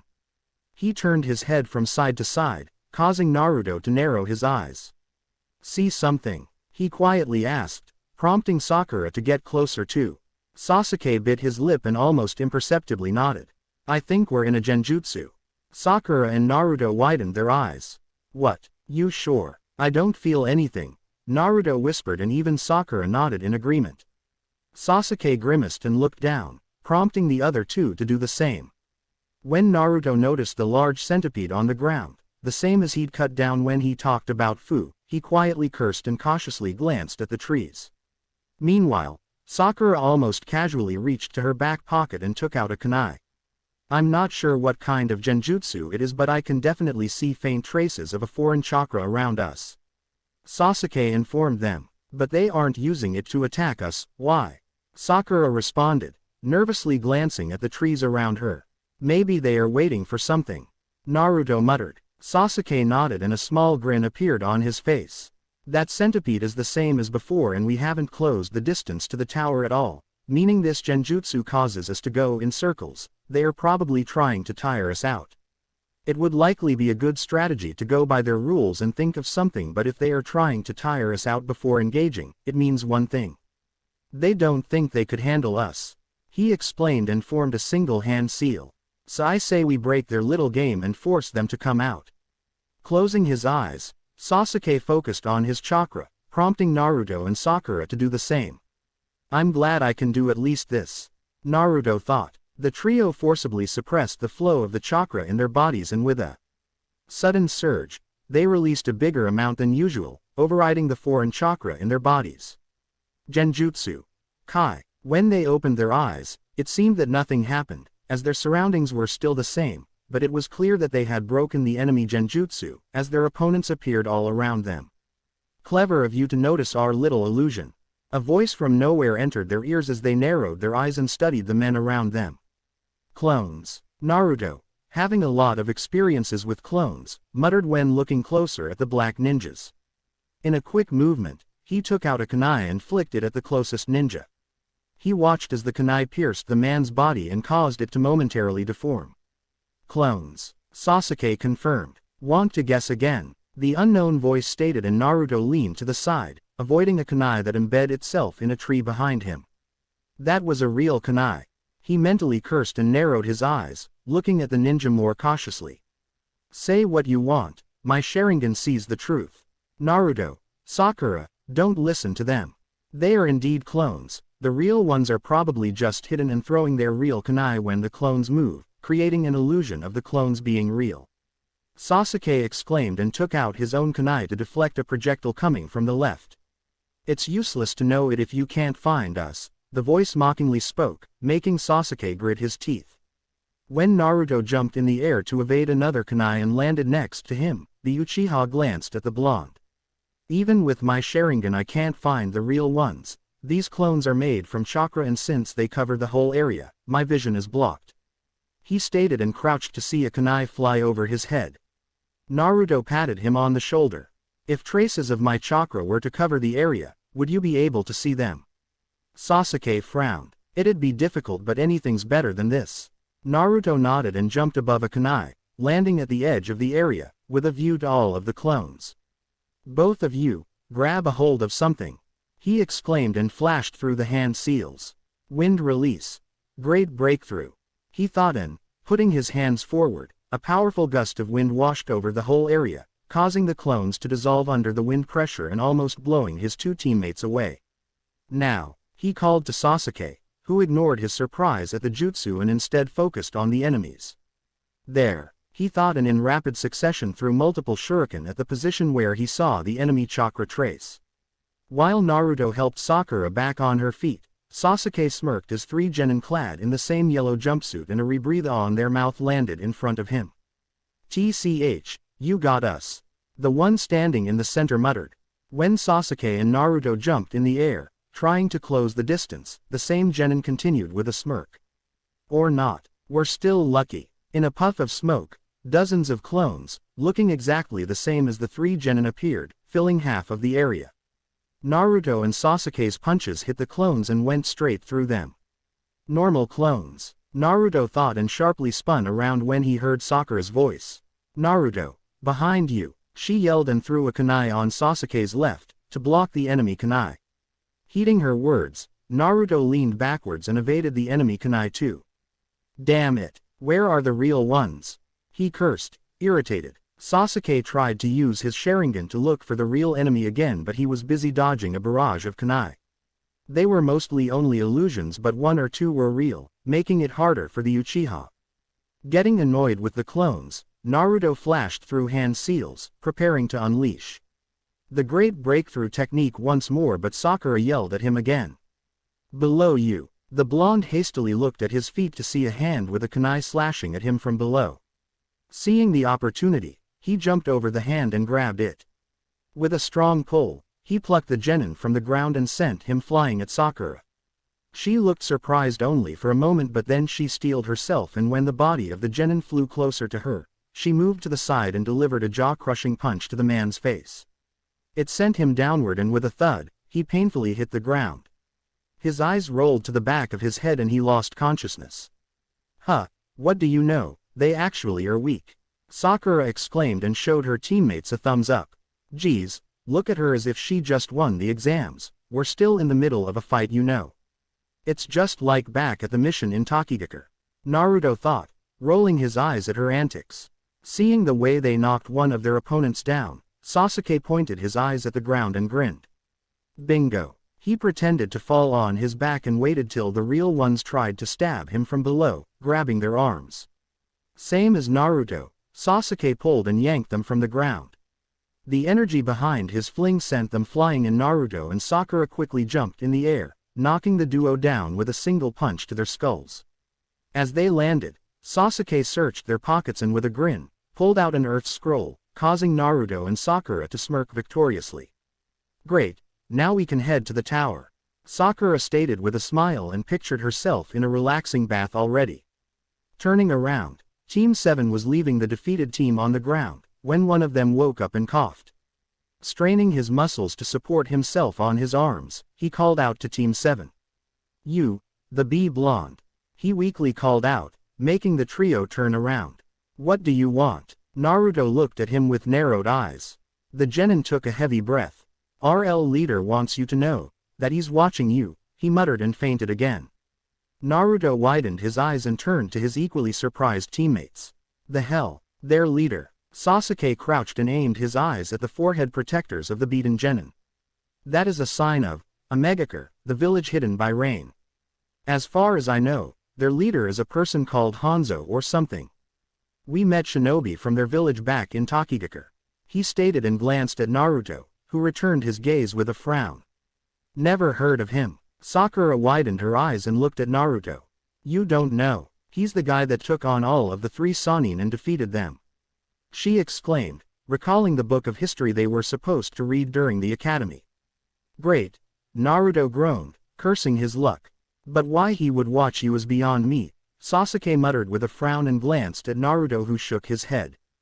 "Beats me." Ellipsis. Sometime later, when they were traveling across a rather dense part of the forest, Sasuke sighed, causing his other teammates to look at him with raised eyebrows. Sasuke rarely sighed.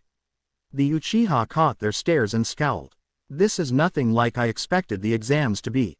I wanted to test myself, to see how strong I really am, and we only came across those weaklings. It was an annoying fight, yes, but also too easy. After them, we've met nobody. Not even a single team to fight," he brooded. Naruto saw Sakura trying to decide whether to squeal at her Sasuke-kun's coolness or to grimace at the thought of getting to fight somebody else, and shook his head with a snort. "Just be glad this will be over soon. You can have an exciting fight in the finals," the blonde stated, but then his senses screamed at him. He noticed a strong gust of wind coming straight at them and cursed. "Watch out." He managed to warn his teammates at the last moment, and so they were able to use chakra to stick their feet on the tree. But even with that, they got blasted backwards and crashed into the tree far behind them. "Ow." Sakura groaned and let Sasuke help her get up. Naruto rubbed his head and narrowed his eyes. That wasn't normal wind, it felt more like the great breakthrough jutsu, he thought, and carefully studied his surroundings. He didn't have to look for long, as just mere seconds after they got up, the new opponent for Team 7 landed on a tree branch above them. It was a lone genin with a Kusugakure sign on his forehead protector. "Seems like we have company," Naruto muttered, and along with his teammates, took out his kunai. The genin formed a small, yet creepy smile and tilted his head to the side. He licked his mouth with an abnormally long tongue and rubbed his hands. "All ready to fight, I see. This should be interesting," he stated. Naruto watched the man and felt a bead of sweat forming on his forehead. He wasn't sure as to why, but something about the genin was giving him the creeps, sending shivers down his spine. It was a bit similar to what he felt when watching Kabuto, only thousands of times stronger. This guy, something's off about him," he whispered and took an unconscious step back. Sakura frowned, but Sasuke did the same thing as Naruto.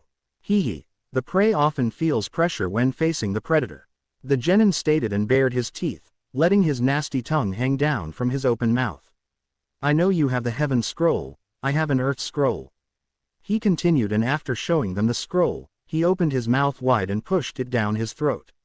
This action only further cemented Naruto's hunch that the one in front of them was bad news. "What do you say? We fight for our scrolls, to death." Sasuke, Sakura and Naruto widened their eyes after the last word escaped from the genin's mouth and started to hyperventilate. They didn't know what he did, but the look in the man's eyes paralyzed them, and a scene flashed before their eyes. A scene of their flesh getting torn, their bones getting broken, their eyes getting gouged out and their skulls getting smashed to bits. It lasted only for a short moment, but the effect stayed until the illusion ended. Naruto didn't know what was going on inside the minds of his teammates, but he knew one thing. He was scared. His brain was able to comprehend only one thing. The feeling of fear. It caused him to gulp and swallow back the contents of his stomach that were threatening to burst out of him. He blinked and his brain became able to comprehend one more thing. What he saw was just an illusion. However, knowing this didn't change anything. He was scared. The fingers of his hand twitched. He realized that what he just saw and felt was a killing intent from the weird guy. Whoever he was, his killing intent was strong enough to cause him and his teammates to see images of their deaths. He was scared, feeling his own heart beating and pumping like his life was on the stake. The blonde blinked again. What was he supposed to do? He was scared. A brief image of a smiling Haku saying something entered his mind and his fingers twitched again. His eyes registered kunai flying at him and the other two and his fingers twitched again. He growled, "What the hell am I doing? I swore to Haku, I can't let this fear overcome me. Move. We'll die if I don't do something." From the corner of his eye he saw Sasuke puking and trying to reach a kunai with a trembling hand.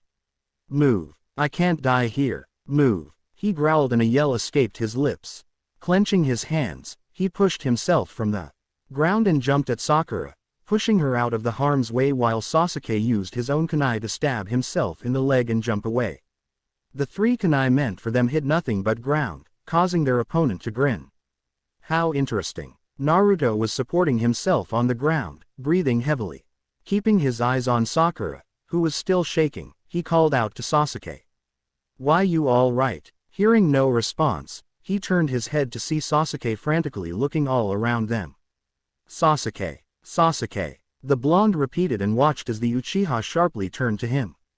Seeing the look in the boy's eyes, Naruto growled and lightly punched him in the jaw.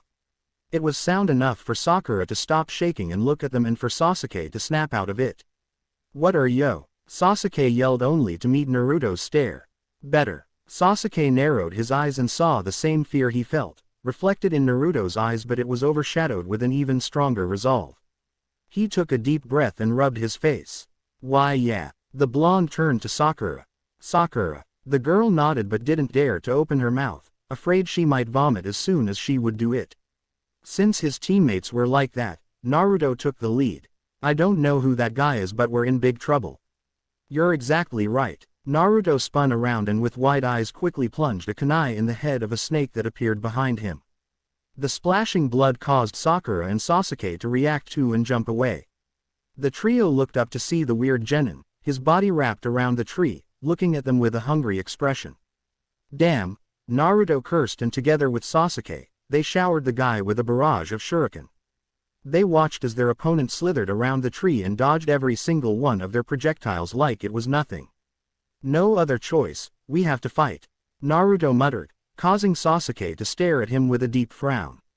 "Are you insane?" Naruto shook his head. "No, I already thought about trying to escape or giving him our scrolls, but there is no guarantee he'd let us live. That leaves only one option, whether I like it or not." He steeled himself and formed a hand seal. Gravity seals. Release. The sudden absence of weight, constantly pressing on his limbs, made him feel a bit uncomfortable, but he quickly snapped out of it and taking out a kunai, he spoke to his teammate. "I'm going to go all out. I suggest you do the same thing," he said with narrowed eyes as kicking the dirt, he shot into the air. Appearing on the same level as his opponent in a flash, he rapidly formed a set of hand seals and pointed his palms in front of him. Wind release. Great breakthrough. The blast of air forced the man to fly backwards, but he quickly grabbed a tree branch and using his chakra, he stuck himself to it. Feeling a strong heat behind him, Naruto jumped to the side.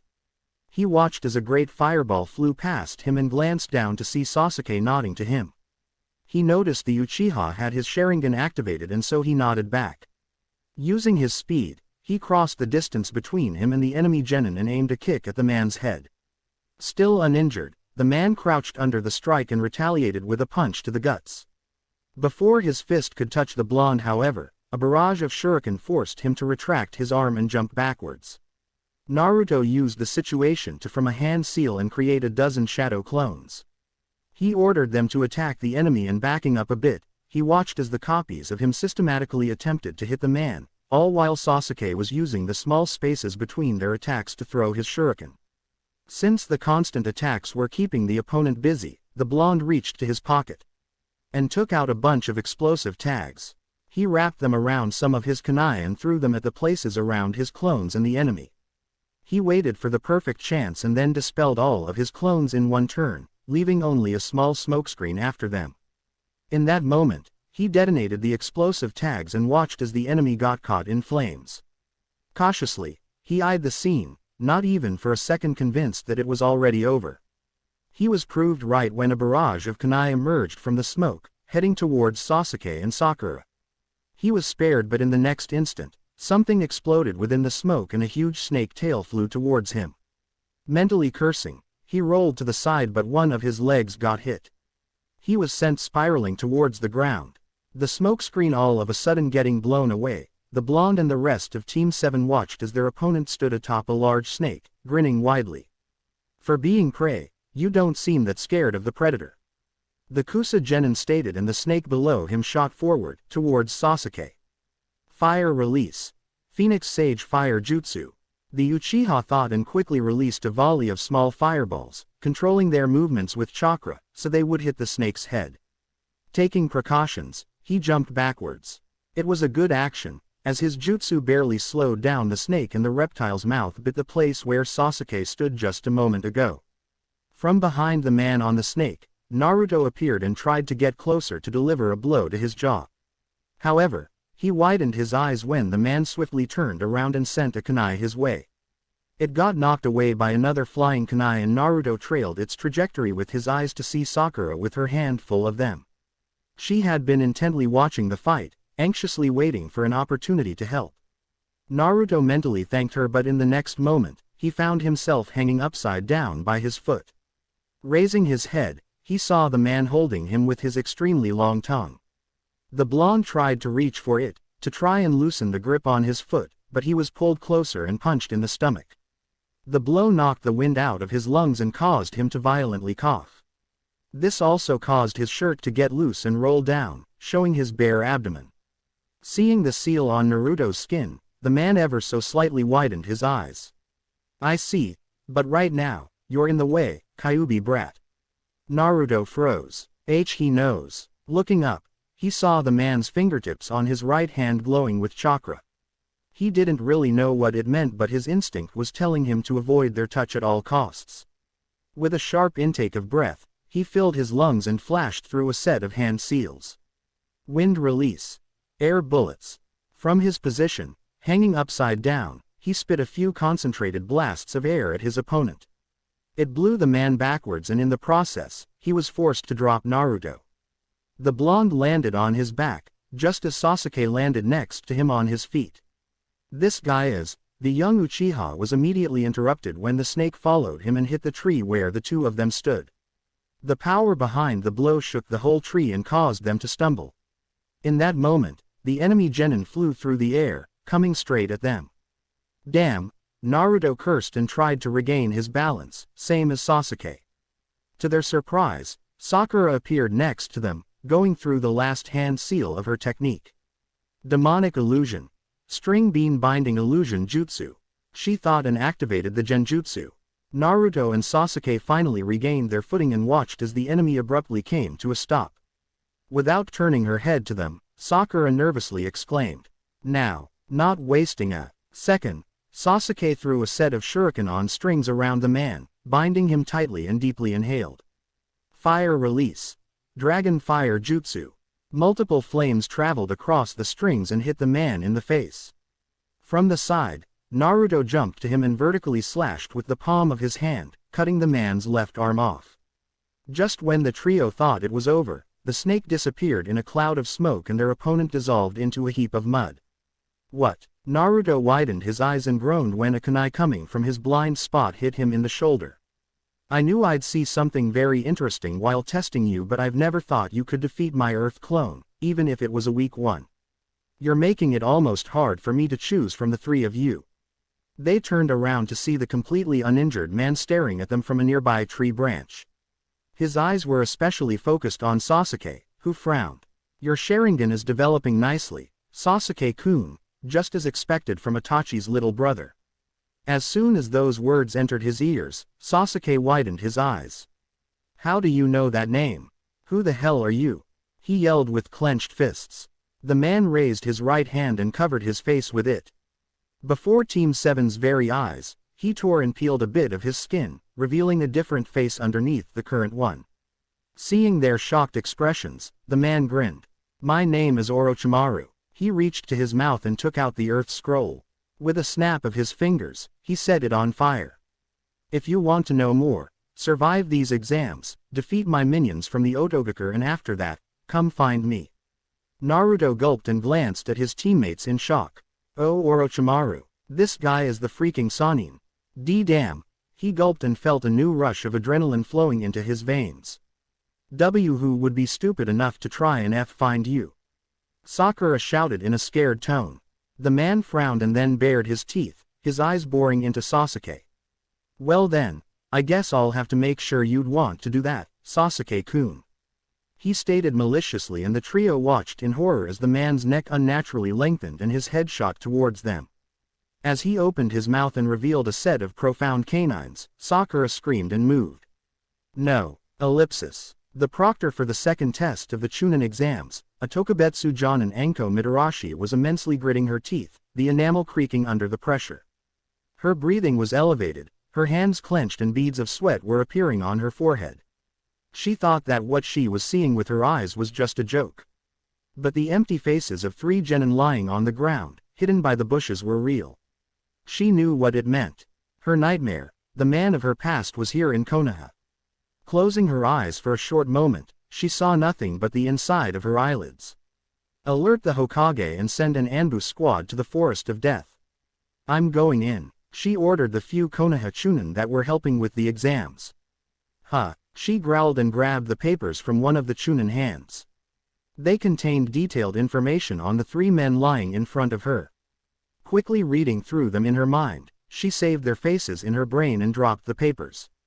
Just a few minutes ago, she had been chewing on her favorite food, dango. Just a few minutes ago, she had been lazily leaning on a tree, throwing the empty dango sticks on a small piece of wood. Now, she felt like puking those dango out. The amount of adrenaline in her blood was high, almost making her hands numb.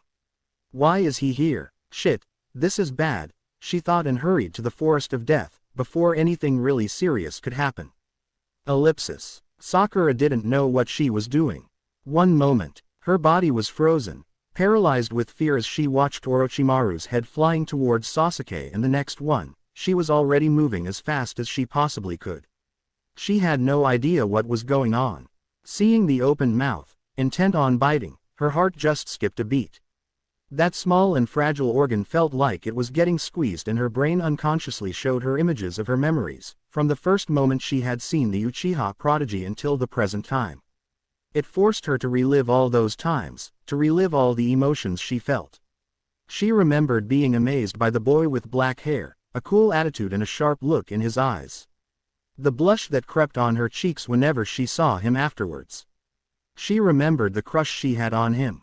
Now, this boy was in danger, and she could feel it. She could feel that whatever was going to happen to him now would deeply influence him. It would scar him, leave a taint on him he could never get rid of. As the mouth opened and she saw the canines inside of it, her brain made its decision without her conscious thought. It sent an electric signal into her limbs that overcame any fear and horror she felt. Her small muscles were straining to their limits as she hurried to try and stop the madman from reaching the boy. The air was passing her face, washing away the tears forming in her eyes. She was afraid to lose him, and because of that, she would try to stop even one of the Sannin. It was in that moment, when Sakura realized that what she was feeling towards Sasuke was slowly becoming less of a crush and more of something deeper. Desperately, she kicked the ground and jumped forward. Her body hit Sasuke an instant later, knocking him down. A scream escaped her lips when the 2 canines meant for Sasuke dug into her neck, piercing the skin like butter. Vaguely, her body felt the foreign chakra entering her bloodstream, invading and raping her insides like a savage beast. With her last thought on the boy she cared about, she blacked out and promptly lost consciousness. Ellipsis. Naruto watched the whole scene unfold in front of him in shock. It lasted for only a second, but his eyes and brain managed to register enough information for an hour. But the most important thing was, something happened and he couldn't do a thing to prevent it from happening. His thought caught up with him in an instant and he turned his head to the side to see Sakura closing her eyes and falling on a motionless Sasuke, who deftly caught her in his arms. Orochimaru's head retracted back, but he wasn't satisfied. Naruto blinked. He didn't give a damn about what Orochimaru's face looked like, what the look in his eyes was, or how much he was frowning. He couldn't care less about the bastard. What he cared about was that the man attempted to do something bad to his teammate and his other teammate sacrificed herself to stop it. He saw both Sasuke's and Sakura's faces. One was completely stunned and one was completely out of commission, save for occasional twitches. It happened in an instant and Naruto suddenly found himself in the air, his fist flying towards the man's head, covered in a flickering layer of an orange, almost red, chakra. He was moving so fast, his own eyes weren't even able to comprehend the blurry lines. His instinct guiding him, the fist connected with a jaw and the following loud boom sent the man flying across the forest, far away from the blonde's team. Naruto's speed was so great he couldn't hope to stop himself alone, and so he crashed into a tree standing in his way. The force of the impact effectively knocked not just wind out of him but also the anger and the red chakra. The only thing he felt now was worry. Be it a different situation, Naruto would have laughed at the thought of him worrying about somebody who practically bullied him in the past. But not now. Ellipsis. Sasuke felt something bumped into him at high speed and he found himself falling down. He noticed a bunch of unusual pink hair in the line of his sight, before something red sprayed the air. He saw the pair of fangs biting into the neck of the person who hit him and his pupils widened. He knew the name of the person with pink hair like this. He knew the face that was biting into the neck of that person. His brain understood these two things, but the implications were somehow eluding him. Maybe it was because he was actively rejecting the very insane idea that Sakura just protected him. When he saw the eyes of the girl roll back in her head and she fainted, that insane idea became reality and he blinked. As if on an autopilot, he extended his arms and caught her before she could fall on the ground. For such a thin girl, she is surprisingly heavy, the voice in his mind told him. It was just as heavy as the dead bodies of his parents he'd found that cursed night 4 years ago. That thought made him put two and two together and he felt something in his eyes. His vision became blurry for a moment and he almost thought he cried. Sure, the voice in his head spoke again in a mocking tone. But when he blinked multiple times and the blurry sight wasn't disappearing, he knew it wasn't because he was crying. An influx of chakra entered his eyes and a sharp pain forced him to close them for a second. He only heard a loud crack, just like somebody punching the hell out of his enemy. Sakura. Why? He thought grimly and opened his eyes again. Ellipsis. When Naruto finally managed to catch his breath, he stood up and pushed himself from the ground. He landed next to his teammates and wanted to take a brief glance at Sasuke, to see if he shook off the shock. But as he noticed the blazing, now two-tomoed Sharingan in both of the boy's eyes, he momentarily widened his own. Blinking once, he collected himself and shifted his gaze to Sakura and cursed. She was unconscious and trembling, a clear sign that something bad was happening to her. He felt panic rising within him. Sasuke, put her down. He whispered and watched as the other boy jerked and turned to him. Sasuke stared at him for a few seconds without any sign of moving, but then his brain seemingly restarted and with a nod, he gently put the girl on the ground. Why? Why did she do it? The Uchiha growled in an anxious tone, glaring angrily at his unconscious teammate. Naruto glanced at him before crouching next to Sakura and leaning over her body to look at her neck. If you don't know, I won't tell you, he stated and carefully folded the clothes at her shoulders to expose the skin of her neck. Inwardly apologizing to the girl for it, he cursed at the sight of a weird-looking seal on her skin. Crap. Sasuke's glare lessened and he crouched down too. When he noticed the seal, he grimaced. What is this, some kind of a seal? Naruto absent-mindedly nodded and carefully studied the pattern of the seal, trying to come up with an explanation. But what he was seeing was light years beyond what he knew about seals. He still had trouble finishing his own seal for a simple communication with Fu, and while this looked like a simple seal at first sight, it was not. The tiny markings pulsating every time Sakura's heart beat were the sign he was right. There was only one thing he could do. It wasn't an elegant solution, but from the way Sakura was slowly trembling more with every passing moment, it was the only way. Reaching to his pocket, he quickly took out the paper and ink he used for sealing and immersed himself in drawing intricate lines. You know Fuinjutsu? Sasuke asked in a perplexed tone. Just a few things, Naruto muttered, ignoring the boy. Seeing the focused gaze on Naruto's face, Sasuke went silent and just watched him work. However, after a minute, he couldn't take it anymore. Will it help? Naruto frowned and scratched his chin, looking over the seal he drew on the paper. No. The honest answer caught Sasuke off guard and he had to blink twice. What? Naruto clicked his tongue and briefly showed Sasuke his own seal before leaning over Sakura. I can't do anything about the seal, I don't know that much about seals. But from the look of this one, it probably affects her chakra network. Look at her with your Sharingan to confirm it, please. He muttered, and Sasuke automatically activated his Dujutsu and briefly looked over his unconscious teammate. In that moment he realized his Sharingan must have evolved, because he could see Sakura's chakra better than before. With a frown, he noticed bits of foreign chakra coming off from the seal on her neck, trying to find their way to the rest of her body. Yeah, it's some sort of a vile, purple chakra. He confirmed the blonde's fears and heard him sigh. Then this is really the best thing I can do. Naruto muttered and exposed Sakura's neck more, trying to find a place where he could stick his paper seal onto her. What I've just drawn is used to momentarily stop the chakra from flowing inside one's body. This way, the chakra from Orochimaru's seal won't be able to flow into her. There is a downside to this, of course. It's highly likely she'll remain unconscious until we can find somebody more competent to look at her. He explained. Basically, she's dead weight. Naruto growled and swiftly turned around to Sasuke, his fist cocked back, ready to plunge it into the boy's jaw, but before he could do it, he noticed the sad look on the Uchiha's face. He lowered his fist. Sasuke wasn't trying to be rude, it was just a raw comment coming from the feeling of helplessness, and Naruto couldn't really blame him. Instead, he sighed and looked over his shoulder. I'd say we should hurry to the tower, but it'd probably be better to find some shelter and take a short break. Yeah, Sasuke nodded and carefully picked Sakura and slung her over his shoulder. Naruto raised his eyebrow at that but decided to leave it. 15 minutes later, they were hiding inside a hollow tree trunk surrounded by its roots. Sakura was lying in the middle, no longer trembling but with a pained expression on her face. Naruto and Sasuke were sitting at her sides, facing each other. You do realize we have just survived an encounter with a bloody Sannin, Naruto muttered and watched the other boy nod. Yeah, was it the exciting fight you were anticipating? Sasuke snorted and shook his head with a tiny smile. No, he was too weak. He glanced at Naruto, who met his eyes, and they both erupted in laughter. It lasted for a few moments before turning into a series of small chuckles. Orochimaru. He mentioned somebody called Itachi. Is he the person you're trying to kill? Naruto asked after a while. His teammate stiffened and didn't answer for a while until his head lowered and his eyes fell onto Sakura.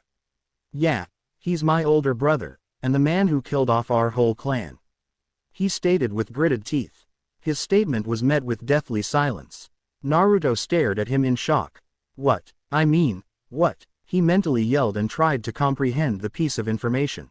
It was proving too much, considering the bad situation they were already in, and so he just shook his head. I'll have to think about it later, he thought and pinched the bridge of his nose. I don't think my brain can even comprehend that, he said, breaking the uncomfortable silence, causing Sasuke to chuckle darkly. At least you're not trying to lie and tell me some shit about how you understand my pawn. Naruto just silently shrugged. After a moment, Sasuke raised his head to stare at the blonde with curious eyes.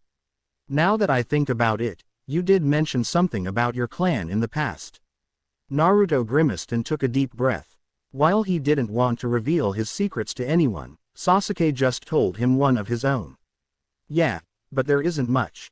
It is true that Uzumaki as a clan it has been completely wiped out as far as I know, he muttered. To his surprise, Sasuke widened his eyes and an expression of understanding formed on his face. Really? Naruto just nodded and lowered his head, missing the odd look in the other boy's eyes. Naruto. Yeah. The blonde looked up to see Sasuke staring out of their hiding place at the forest outside, actively trying to avert his eyes. I don't know what happened to you on our mission in the Wave Country, but I'm glad it did. Naruto widened his eyes and had to blink. He even stealthily pinched his leg to see if he was dreaming. But he wasn't. It was the reality. He was so distracted that a chuckle escaped his mouth, forcing Sasuke to turn and glare at him in embarrassment. The blonde quickly raised his hands. Sorry, but thanks. I agree, that mission sort of opened my eyes, he said and nodded to the other boy with a grin. Sasuke lost his glare and the embarrassment on his face was slowly disappearing when all of a sudden, he turned his head and threw a kunai through the entrance to their hiding. It hit the ground nearby and Naruto saw a scared squirrel quickly jump away. He wanted to chuckle but the alarmed look in Sasuke's eyes caused him to frown. Do you see something? With his Sharingan activated, the other boy nodded. There was an explosive tag on the squirrel, we have company. Naruto groaned and quickly created a clone to guard Sakura. He then followed Sasuke out of their cover and the two positioned themselves at the sides of the entrance, looking over their surroundings. It's good to see you awake, Sasuke-kun. We want to fight you. A voice from above spoke, catching their attention. They looked up to see a team of 3 genin, each of them wearing a snake-patterned scarf around their necks. Naruto narrowed his eyes and shifted his gaze to see their forehead protectors. As the trio jumped down and landed in front of them, Naruto quickly inched closer to Sasuke and elbowed him to the side. Oi! I think they are the ones Orochimaru talked about, his minions from Otogakure. I don't think the sign on their forehead protectors could stand for anything else. He rapidly muttered, causing the Uchiha to glance at the enemy's head. Cursing quietly, he nodded. Yeah, seems like Otogakure to me. What are you two whispering about? We're here, one of them angrily exclaimed. Naruto saw that they weren't in a hurry to attack them and so he used the time to raise one question. What does Orochimaru want from us? We know you're his pawns. The trio narrowed their eyes. He told you about us. What is he thinking? Well, not like it matters. We just came here to kill you, Sasuke-kun. The one with his back hunched muttered and prepared to attack. The two standing at his sides did the same thing, a boy grinning widely while a girl stared at them with an excited expression. Fine, looks like they won't tell us more. We'll just have to beat them. Naruto thought with a frown and watched as the Otogakure genin jumped forward. Surprise! He mentally exclaimed when a dozen of his clones, until now posing as simple rocks, popped into existence. Immediately, they engaged the surprised trio in taijutsu and sent them flying with a few kicks. Next to him, Sasuke flashed through a set of hand seals and turned his head to where the trio crashed. Fire release. Great fireball jutsu. He took a deep breath and spewed a large fireball, firing it in a straight line. He and Naruto watched as their opponents from Otogakure cursed and 2 of them raised their hands against the fireball. In a sudden burst of air, the fireball lost its composition and became only streams of flames that quickly died down and passed them harmlessly. That's it, Dosu, I'm killing both of them. The one with dark, spiky hair growled and sped towards Sasuke. He was forced to slow down when Naruto's clones blocked his path. Extending his hands towards them, he narrowed his eyes and a powerful gust of wind hit the clones, forcing them to dispel. Naruto and Sasuke were watching it carefully and both of them reached the same conclusion. Whatever they use, they are dangerous up close. Forming a single hand seal, Naruto created 2 more shadow clones and nodded to Sasuke. He ordered the clones to stand in front of them as a shield when he sensed something coming at him from the left. He leaned to the side and watched as a set of Senbon missed his shoulder. They came from the only girl in the opposing team and she was staring at him while taking out another set of Senbon needles from her pouch. Seeing that Sasuke was on the offensive and was keeping the other 2 quite preoccupied, he kicked the ground and sped towards the girl. He crossed the distance in an instant and his punch grazed the girl's cheek as she was barely able to react. However, she wasn't fast enough to evade the second blow to the stomach and fell on her knees, coughing heavily. Naruto jumped over her and from behind gripped her under her neck. With his eyes, he found the other 2, busy dodging a collaborated jutsu of his clones and Sasuke, and called out to them. "Surrender, or she'll get it." He ignored the violent protests from the girl and gripped her neck tighter, forcing her to take shallow breaths. His eyes widened when he saw her teammates look at them with malicious stares. The next thing he knew, the one closer to him pointed his right palm towards him and grinned viciously before blasting a pulse of air straight at them. Mentally cursing, Naruto hastily rolled to the side with the girl still in his grip. With a sharp blow to the back of her head, he knocked her out and slowly stood up in time to hear the one closer to him speaking. "It seems like you didn't understand us clearly. We're not here to collect scrolls or to win these stupid exams. We told you already, we're here to kill Sasuke-kun," the boy stated with a smirk and glanced at the unconscious girl next to the blonde. "If Kin is stupid enough to get caught, that's her problem," he exclaimed and ran towards Naruto, his arms cocked back. Naruto reacted instantly and gathered his chakra. He knew he couldn't let his opponent get too close to him. He'd seen what the boy could do with his odd blasts of air. Because of that, at the right moment he aimed his fist to the ground and punched it hard. Earth release. Earth Shore return jutsu. The wall of earth rose in front of the blonde at the same time as his opponent pointed his palms at him and released a blast of air. The attack hit the wall dead on, but it only produced small cracks and dents in it.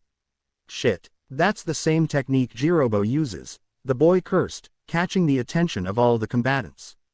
Jirobo, Naruto thought for a moment, before filing the information to the back of his head.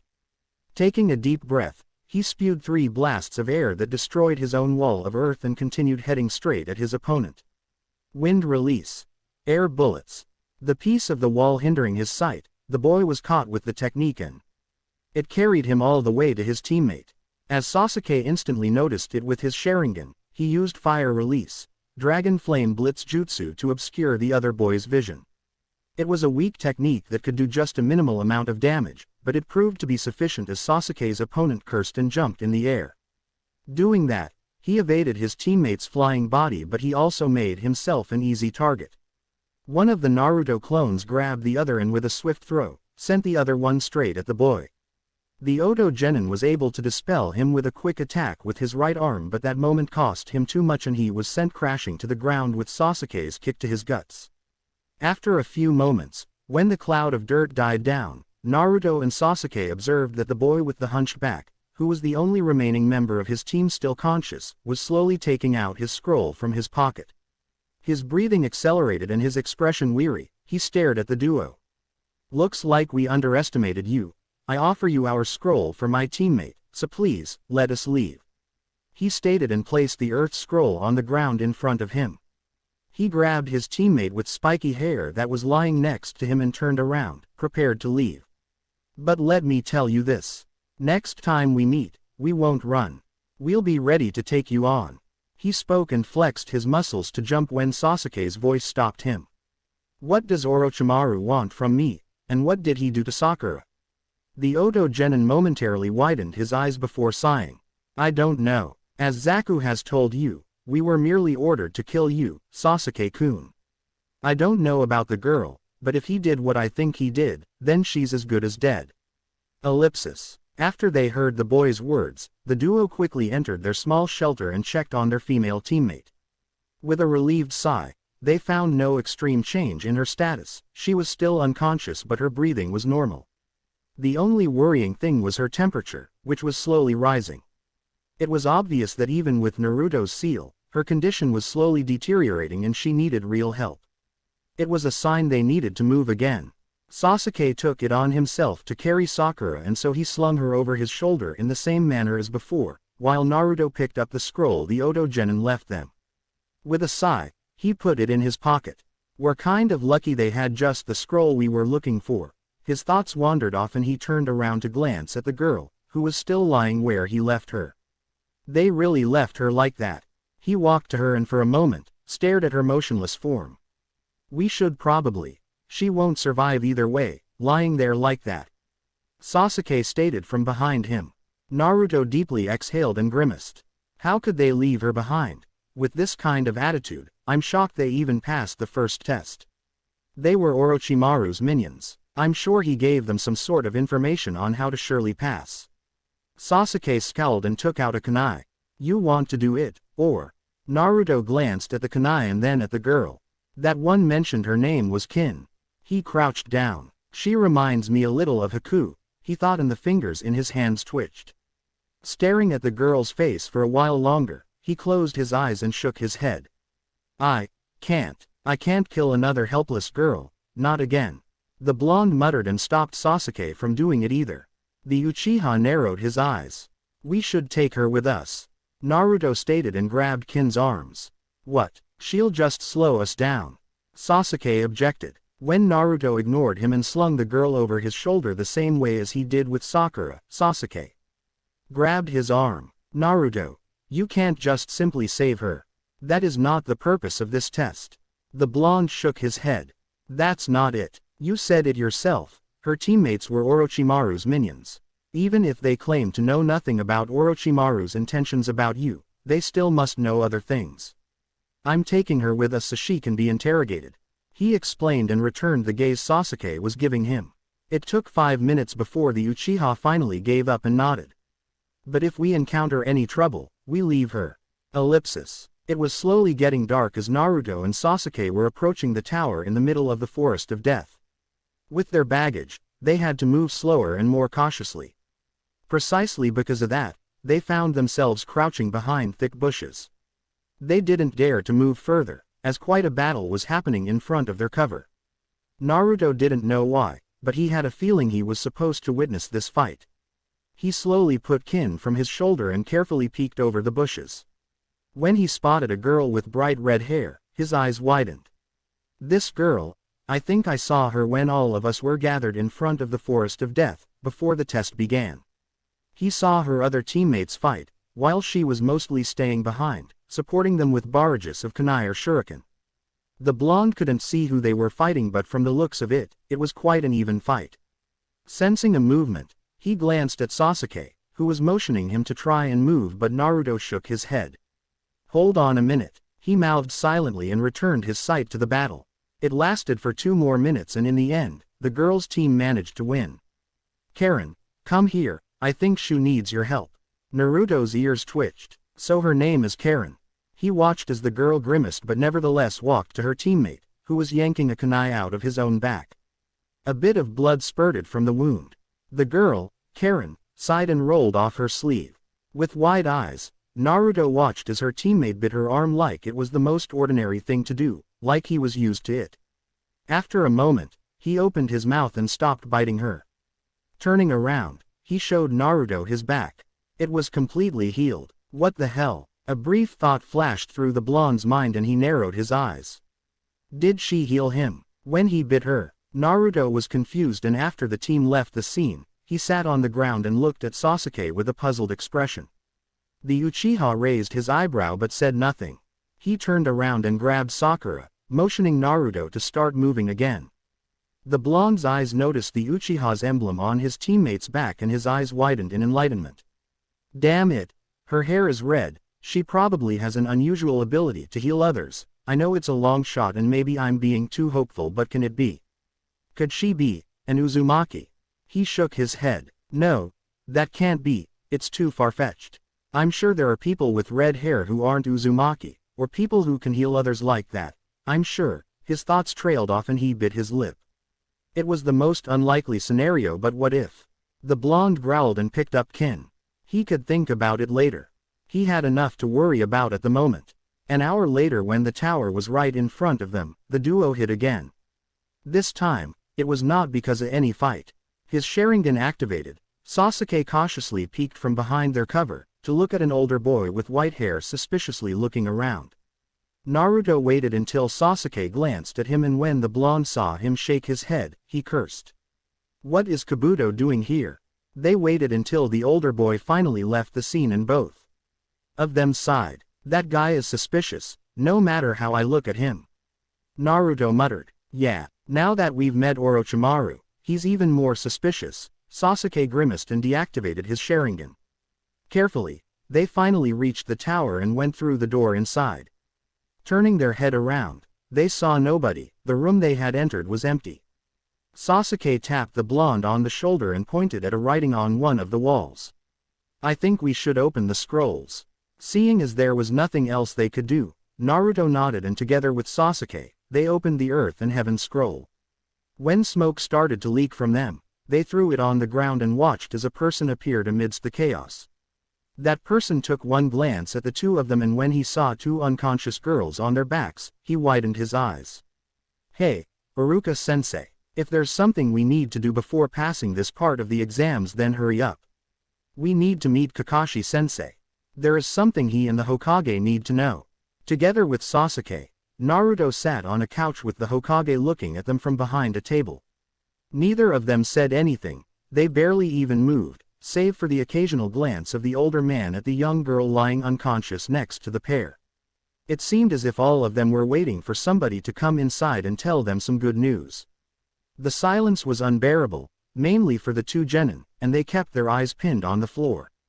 When even a heartbeat became too loud, the door to the room finally opened and a tired face, covered with a mask, peeked inside.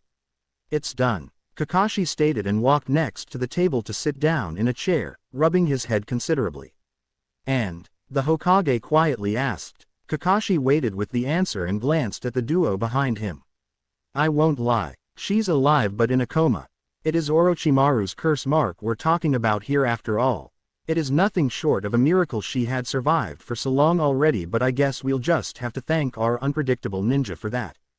Both men stared at the blonde-haired genin until said boy raised his head. Kakashi-sensei, don't try to act impressed. I did nothing useful. On the contrary, Naruto-kun, you stalled the chakra inside the curse mark from taking over Sakura's body the moment it had been imprinted on her, increasing her chances of survival. The Hokage said supportively. Yes, as the Hokage said, you did your best. Kakashi added with a sad smile and watched as Naruto clenched his fists. So, what now? Sasuke quietly joined the conversation. Kakashi sighed and turned around to stare at the Hokage with a serious gaze. The leader of Konoha grabbed the smoking pipe and deeply inhaled the tobacco within. Looking at the two genin, he closed his eyes for a moment. Naruto-kun, Sasuke-kun, you did your best. Taking on Orochimaru and surviving is no small feat, I hope you realize that. To improve your mood, I think I need to say the following. Sakura will be fine. Kakashi used a particular seal on her that prevents the chakra within the curse mark from invading her system. While she is indeed in a coma, it is most likely because of the shock. If her will of fire burns strong enough, there is no doubt in my mind that she will eventually wake up. He said with a fatherly smile. Taking another shot from his pipe, he continued in a slightly more serious tone. However, it is probably clear to you that you too will continue the Chunin exams without her. You did pass it, after all. I'm saying this because I don't want to see you fight at half power just because your mind is with your teammate. I'm certain she would want to see you too in the finals.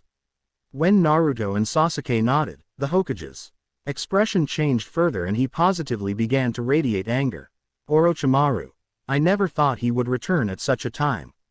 From what you've told me, it seems he was after Sasuke-kun and you've probably realized why. My Sharingan, Sasuke said with narrowed eyes. Kakashi butted in and looked at the genin with stern eyes. I do hope I don't have to remind you that everything you hear in this room is classified. Yeah, right, the Hokage continued as if nothing happened. Although something like this has happened, the Chunin exams will still continue, but I want you two to keep your eyes open for anything suspicious. Hearing that, the two boys glanced at each other, Naruto taking the role of talking. Now that you brought it up, I think there is something we should mention. What? Naruto scrutinized his Jonin-sensei and the Hokage without blinking before continuing. Kabuto. I don't know his surname, but apparently he is a genin from Konoha. He's, for the lack of a better word, suspicious. The Hokage put his pipe on the table and folded his arms. You're accusing a ninja from your own village, Naruto-kun. That's bold. Why? Naruto returned the intense gaze, trying not to blink.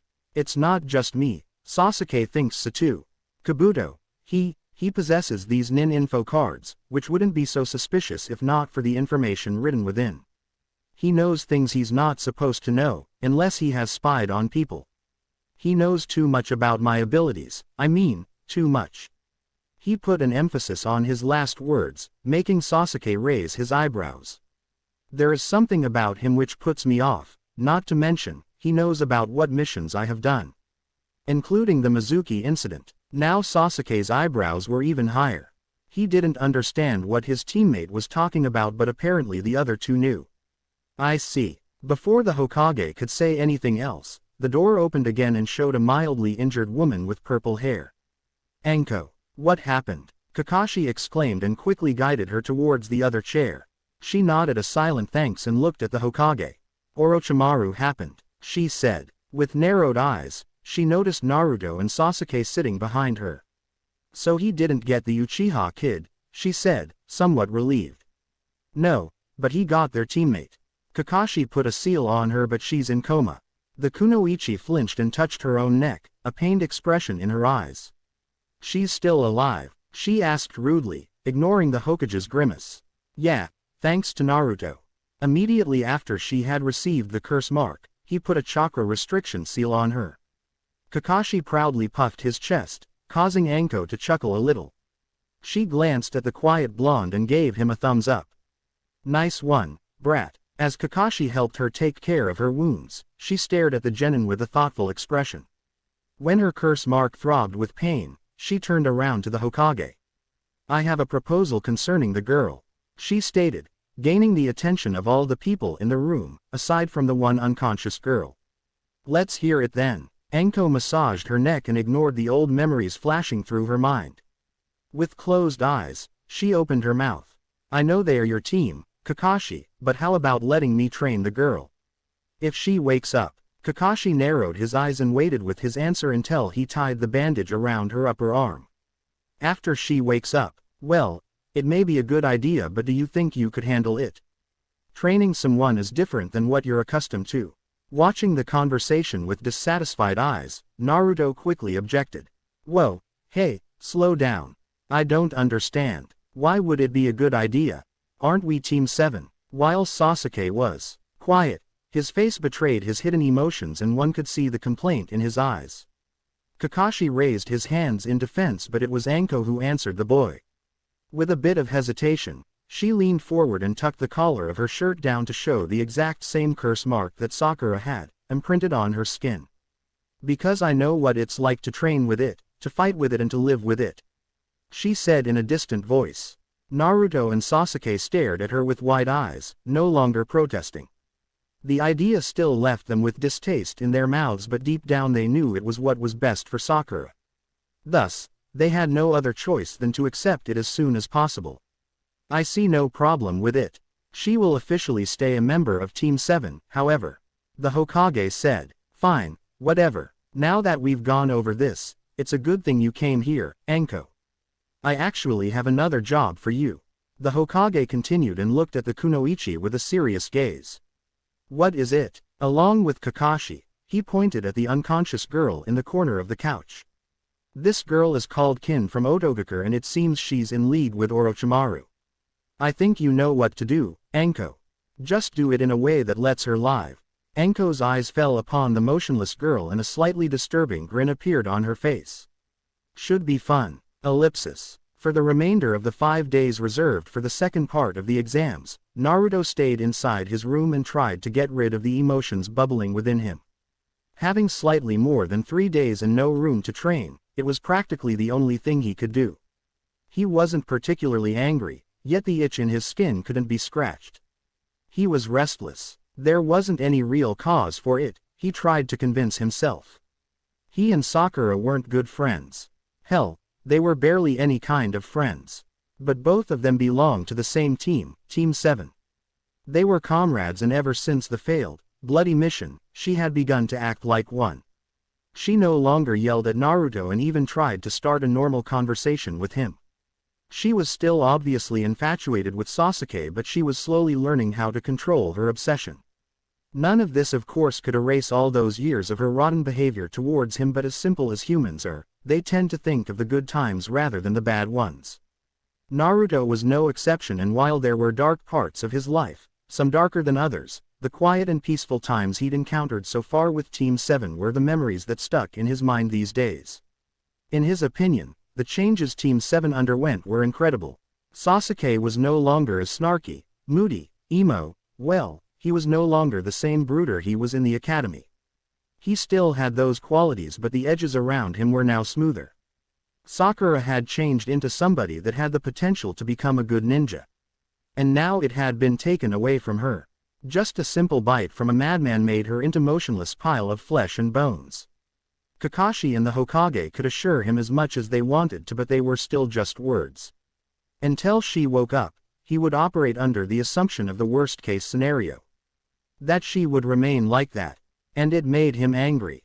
It made him depressed. It made him furious. It made him lethargic. Sakura could be a pain in the ass when she tried, but in the end, she was still a part of Team 7. In the end, she reacted to the danger faster than any of them and chose to sacrifice herself for her teammate. How could he be not restless? It was on the morning of the 5th day that Naruto woke up without feeling the need to run 100 circles around the tower. His mind was surprisingly clear, as if the previous 2 days of trying to rip apart his own skull and pluck out the anxiety directly from his brain had never happened. Right, today is the end of the second part of the exams. Finally, walking through the corridors, he noticed the building was slowly filling with the other genin that had passed the test. He even saw some familiar faces, but he didn't feel like socializing. Actually, he didn't feel like doing it at all. The thoughts he'd had before the written test began returned. But before he could address them, a boy with raven hair appeared next to him. I overheard some of the Jonin-sensei talking about too many genin passing the second test. It seems something is going down today. Too cool for a greeting, Sasuke. Naruto snorted and shook his head in amusement. Bite me, Dobi, I'm not in the mood. Naruto raised an eyebrow and glanced at the other boy. It looked like the blonde was not the only one who had spent days arguing with himself. Sakura. The Uchiha scoffed but, after a moment, sharply nodded. I won't forgive her if she doesn't wake up. I have enough things to avenge. Ellipsis. Gathered in a spacious hall, all of the genin who passed the second part of the exams anxiously listened to the explanation from the Hokage about the true reason behind the Chunin exams. Some of them loudly protested, some of them accused him of being unfair, but it was all for naught. The Hokage continued through all of their objections. The young shinobi needed to know the truth about their profession, about being a ninja serving their village. Meanwhile, Naruto partially listened to the old man too, but most of his attention was on the rest of the genin. He wanted to know who else had passed. As his eyes moved from face to face, he counted 25 people. The number wasn't making much sense as every team was made from 3 people. Looking over the genin again, he realized his mistake. It wasn't just Sakura who was missing, but also Kin. What surprised him was seeing the latter's team tiredly, but proudly standing with the rest of the genin. Wait a minute, they are still allowed to continue. He wondered, but he couldn't dwell on that thought for much longer because a sickly-looking Konoha shinobi landed in front of the group of genin and took out a senbon needle from his mouth before speaking up. My name is, Hayate Gecko, and I'll be your proctor for this part of the exams. When he was met with confused stares, he coughed and continued. That is, we will now hold a preliminary for the third part of the Chunin exams. What? Naruto frowned. He wasn't the only one as the air was filled with loud protests from the rest of the genin. Yes, it seems this year the exams have been too easy and we have too many participants for the third exams. As the Hokage-sama explained, it would take too much time for all of your fights to happen and the important clients who are going to watch them don't have it. As more protests were addressed towards him, Hayate raised his hand. Think of it as another simulation. In the second part of the exams, you were supposed to show us how you can survive in enemy territory. This, is a scenario where you have been captured and are forced to fight the enemy if you want to escape. So, those who are not feeling well or doesn't have the strength to continue after this explanation can step forward and quit as the preliminary will take place right now. Phew, it's a good thing we had enough time to rest. Right, I'll show them. We'll show them. Sakura can watch the rest of Team 7 in the finals. Naruto thought and stared at the proctor with unwavering eyes. However, what came as a surprise to him was that some genin actually stepped forward. 2 of them were genin from a Megakure who looked dead tired. They left their teammate, apparently the leader of their team, alone and rather dissatisfied. Watching the third person quit made Naruto actually stare in shock. It was Choji Akamichi, one of the few people the blonde could say he liked and one of the few people who always treated him well. He was being supported from both sides by Shikamaru and Ino, both of them looking incredibly sad. As his attention was on them, Naruto missed the exchange of glances between the silver-haired boy with glasses and a jonin wearing a headband with a sign for Otogaku. The silver-haired boy grinned but didn't move an inch, which made the jonin narrow his eyes. When Shikamaru and Ino left their teammate to the medics and returned to their positions, Naruto tapped the boy on his shoulder. "Shikamaru, what happened to Choji?" Shikamaru glanced at the depressed Ino and shook his head. "Long story short, we ran into heavy trouble and Choji protected Ino. It wasn't even necessary. Troublesome large-boned idiot." It was all the blonde was able to pry from the Nara clan heir before the proctor coughed again. "Well, we will now begin the preliminary round as promised. The round will consist of one-on-one fighting. We have 22 participants, which means 11 matches. There are basically no rules. The fight continues until one of you dies, is knocked out, or admits defeat. So, acknowledge your defeat unless you want to die. However, after I decide that the winner is clearly established, I'll jump in and stop things if you won't do it yourself. We don't want pointless corpses. Your matches will be chosen by this." He turned around and pointed at an electric scoreboard that appeared on the distant wall. "This board will announce each matchup for each battle. We will begin immediately. After the first matchup is decided, I ask that the other participants move to the upper level." As he pointed to the stairs leading to the upper level, the names of every genin present began to flash across the board until it stopped at 2 names. First match. Shino Aburame vs Suzumaki Kamizuru. Ellipsis. Up in the stands, Naruto watched as a young kunoichi from Iwagakure repeatedly yelled at Shino and threatened to kill him in the name of their clan, Kamizuru, for the shame Shino's clan, Aburame, brought upon them when they utterly defeated them a long time ago. The blonde had no idea what the girl was talking about, but, apparently, Shino did. However, the quiet boy didn't try to defend himself from her verbal attacks and instead just calmly asked the proctor to start the match, infuriating the kunoichi further. When she summoned a large number of bees to attack Shino, the blonde turned to Kakashi. "How is Sakura?" Eyeing the match with his one eye, Kakashi waited with the answer until Shino successfully evaded a barrage of stingers and retaliated with a few shuriken. "There has been no change." A small twitch of an eyebrow meant Sasuke was listening to the conversation as well. Without even looking at his 2 students, Kakashi's expression relaxed a bit. "Don't worry, one person that could help Sakura is supposedly coming to Konoha soon." Some of the genin watching the match grimaced in disgust when Shino revealed his own secret, bugs creeping out of his body, which he used to fight his opponent soon after that with good results. "Who is that person? You'll see when he gets here." "Fine." Finishing the conversation with a grumpy response, Naruto returned his attention to the match. At least, he did for a while, as it looked like it was not going to last much longer. While the Iwa kunoichi seemed well versed in the techniques of her clan and was capable of using her bees in a multitude of different attacks and coordinating them to create diversions from all sides, Shino was clearly stronger. Trained from a young age by his clan superiors, the young heir of the Aburame clan had extensive knowledge on bugs and insects, bees not being an exception. He knew their strengths and weaknesses and exploited that knowledge in a way that allowed him to gain the upper hand. While he was silent most of the time, using his voice only when he deemed it necessary, and he used to hide most of his face behind a pair of goggles and the high collar of his jacket, Shino was an extremely intelligent genin with great analytical and observational skills. Those traits naturally showed themselves in the fight as he cleverly mixed his bugs with the cloud of the kunoichi's bees and made them suck the chakra from them, rendering them useless. In quick succession, he then surrounded the girl from all sides, using his own body and his bugs to stop her from dodging his next attack.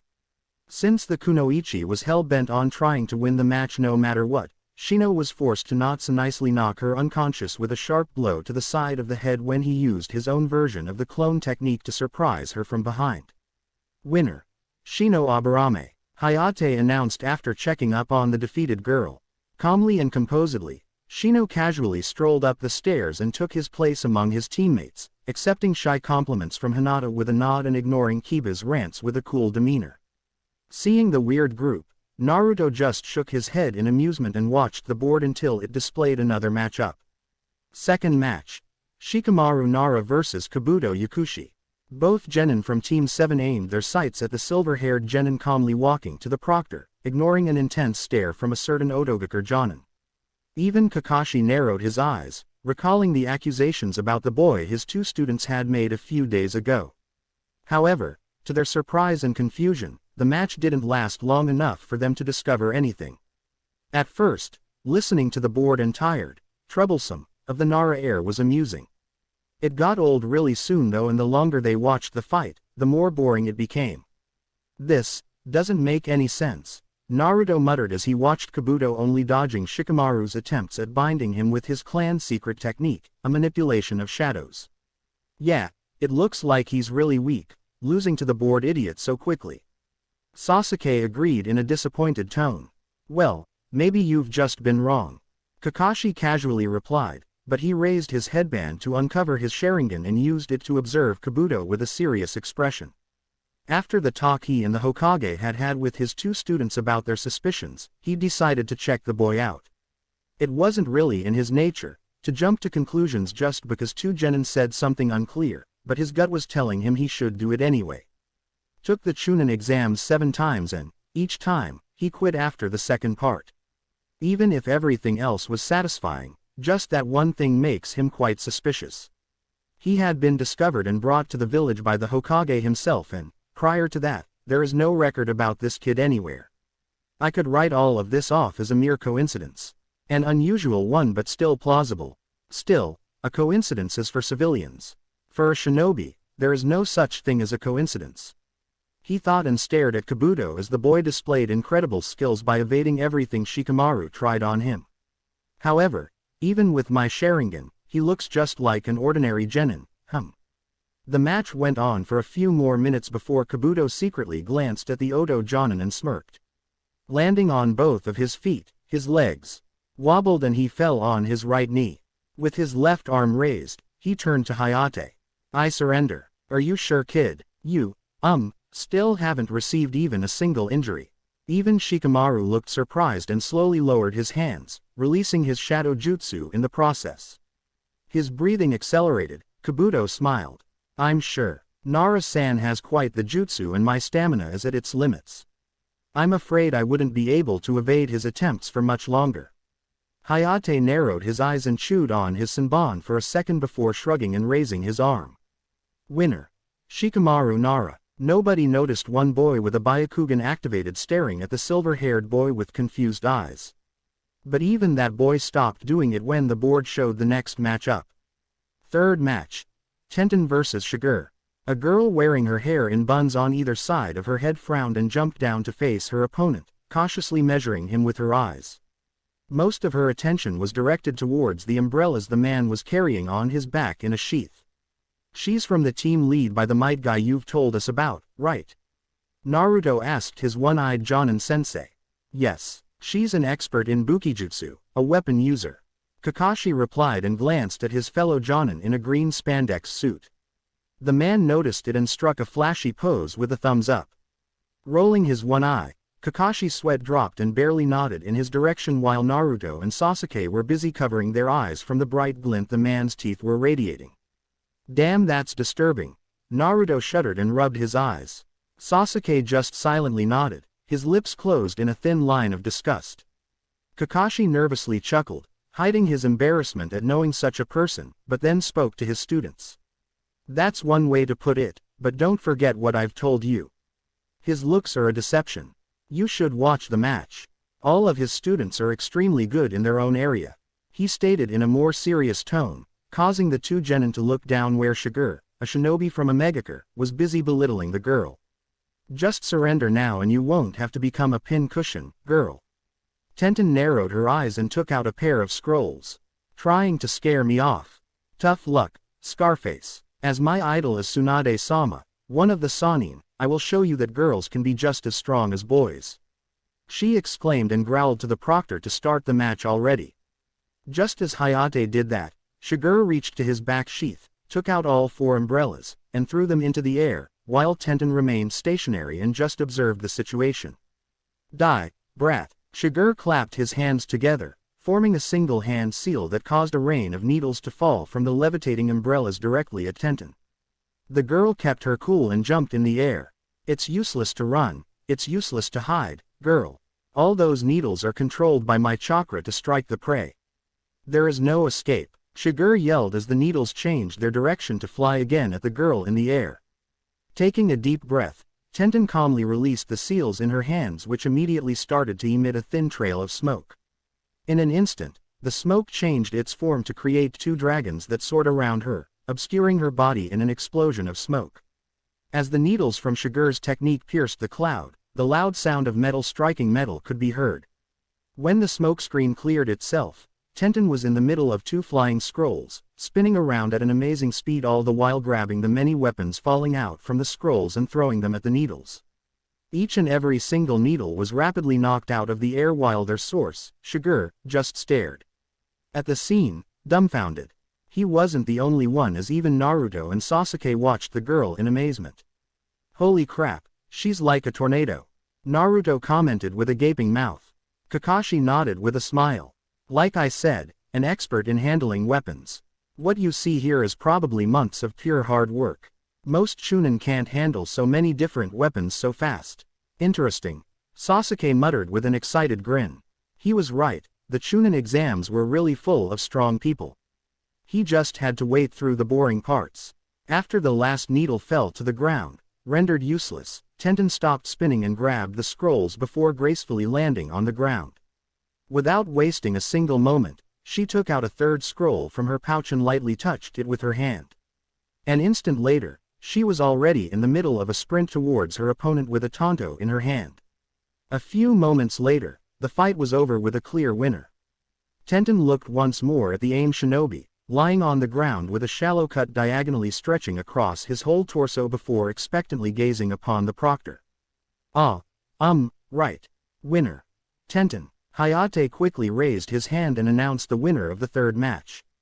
While the medics hurried to the scene and put the injured genin on a stretcher, Tenten walked up the stairs to join the rest of her team who waited for her exuberantly next to Team 7.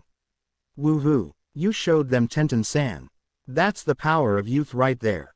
Lee jumped up and down, clapping his hands the whole time. When even Might Guy joined his student in the energetic cheering, Tenten averted her eyes in embarrassment. And as luck had it, she found herself staring at the sweat-dropping Naruto, who didn't know how to react to the duo in green spandex. Luckily, he noticed Tenten's gaze and nodded to her in acknowledgement of her victory. That was cool how you handled all those weapons, he said with a slightly impressed voice. Tenten narrowed her eyes and studied the blonde with a critical look before accepting the compliment with a smile. Thanks, you're Uzumaki Naruto. Naruto quickly introduced himself, nervously extending his hand. Tenten shook it and for an instant a small grin appeared on her face. Reet, you're that kid from the first part of the exams. Good call, by the way. 4th match. Rock Lee vs. Konkuro. The proctor's voice interrupted their conversation as the ever-enthusiastic Lee raised his fist with a tear of happiness in his eye and instantly jumped over the railing before his teammates could even hope to wish him luck. From another part of the upper level, the boy with a painted face grimaced and went down too. I hope we'll have a splendid match, Shinobi of Sunagakur.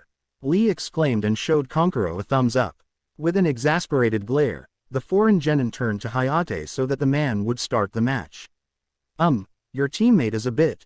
Naruto cut the silence between him and Tenten, making her to frown. Despite her expression, a chuckle escaped her lips. Eccentric. Can't deny that, she stated and watched as the boy in green spandex opted to start the match by playing defensively. He's all the sorts of over the top, but he's also a really good guy. I couldn't hope for a better teammate. She continued with a soft smile, causing the blonde to look away from the fight and at her face. As the sound of Lee's happy exclaims of dodging Konkuro's every attack filled the hall, Naruto seemingly hesitated for an instant before speaking again. Why, I noticed you fight by unsealing your weapons from those scrolls. How did you learn Fuinjutsu? Turning to him with a surprised face, Tenten raised her eyebrow. You're probably the first. person to ever ask me that. But I'll probably disappoint you. I only know generic sealing techniques for storing things in scrolls. Fuinjutsu is kind of difficult to learn, so I decided not to focus on it too much," she said, and focused her attention back to her teammates' fight. "Oh, okay," Naruto replied and sighed. He had hoped Tenten could be a person he could ask things about seals. He wiped the sweat from his brow. "But really, getting so nervous just because I'm talking with somebody I don't know, I really must have changed.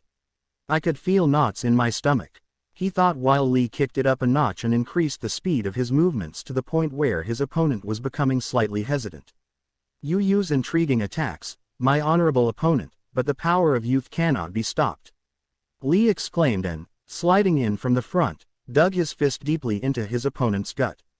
"He's fast," Naruto thought and remembered his training with gravity seals. To everyone, including Lee's surprise, the Kankuro that received the brutal punch shattered into wooden splinters, revealing the real Kankuro further in the back with his hands raised. Rotating them around, he tried to maneuver the remnants of the wooden body and send them flying at Lee using some sort of strings, barely glowing in the air.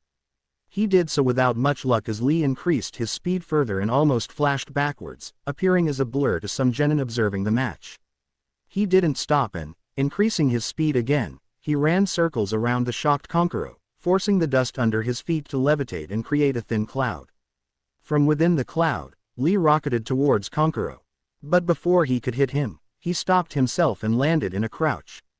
After a millisecond pause, during which he allowed Kankuro to see only his grin, his left leg shot upwards.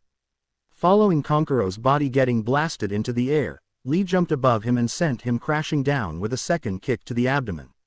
The Suna genin was unconscious before he even hit the ground, a small trail of blood flowing out of his opened mouth. "Winner. Rock Lee." From the corner of his eye, Naruto saw the rest of the Sand siblings stiffen when Lee walked up to their defeated brother, but it was pointless. Lee just deeply bowed to the boy.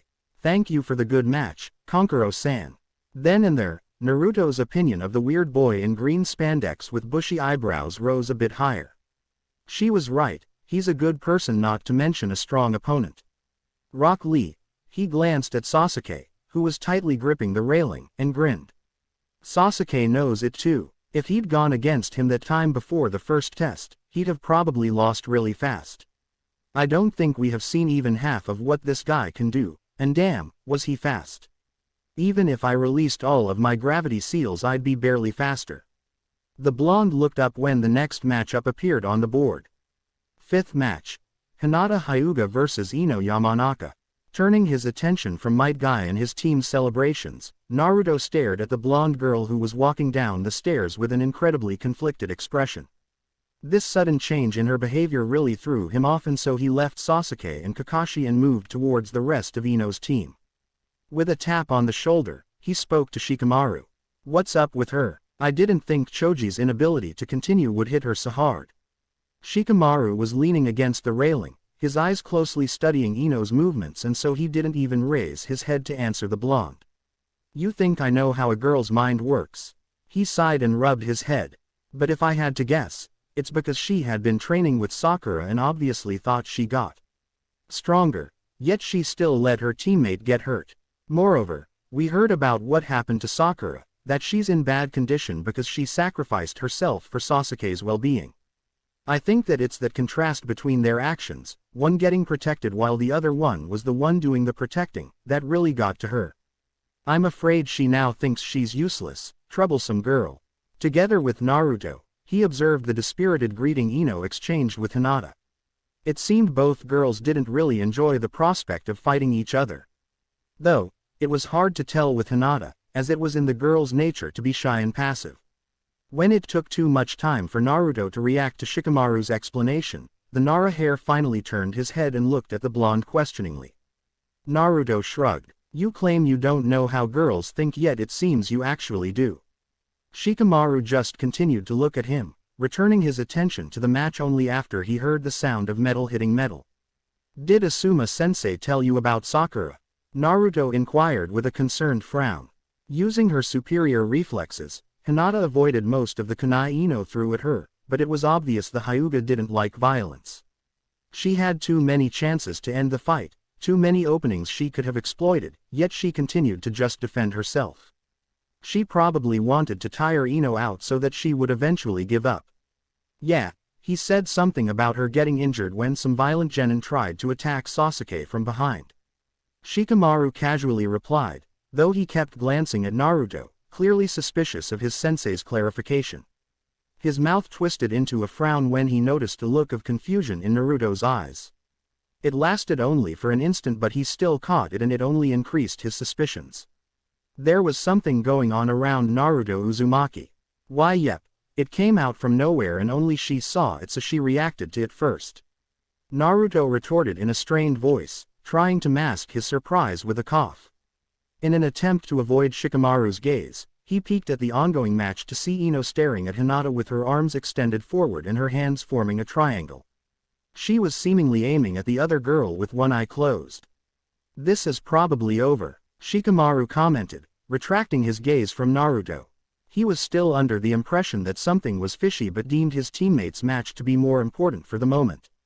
Huh, why? Naruto narrowed his eyes in bewilderment, glancing between Ino and Hinata, whose veins around her eyes bulged and became visible. "That's the Byakugan Kakashi-sensei told us about, freaky." Naruto shuddered at the sight.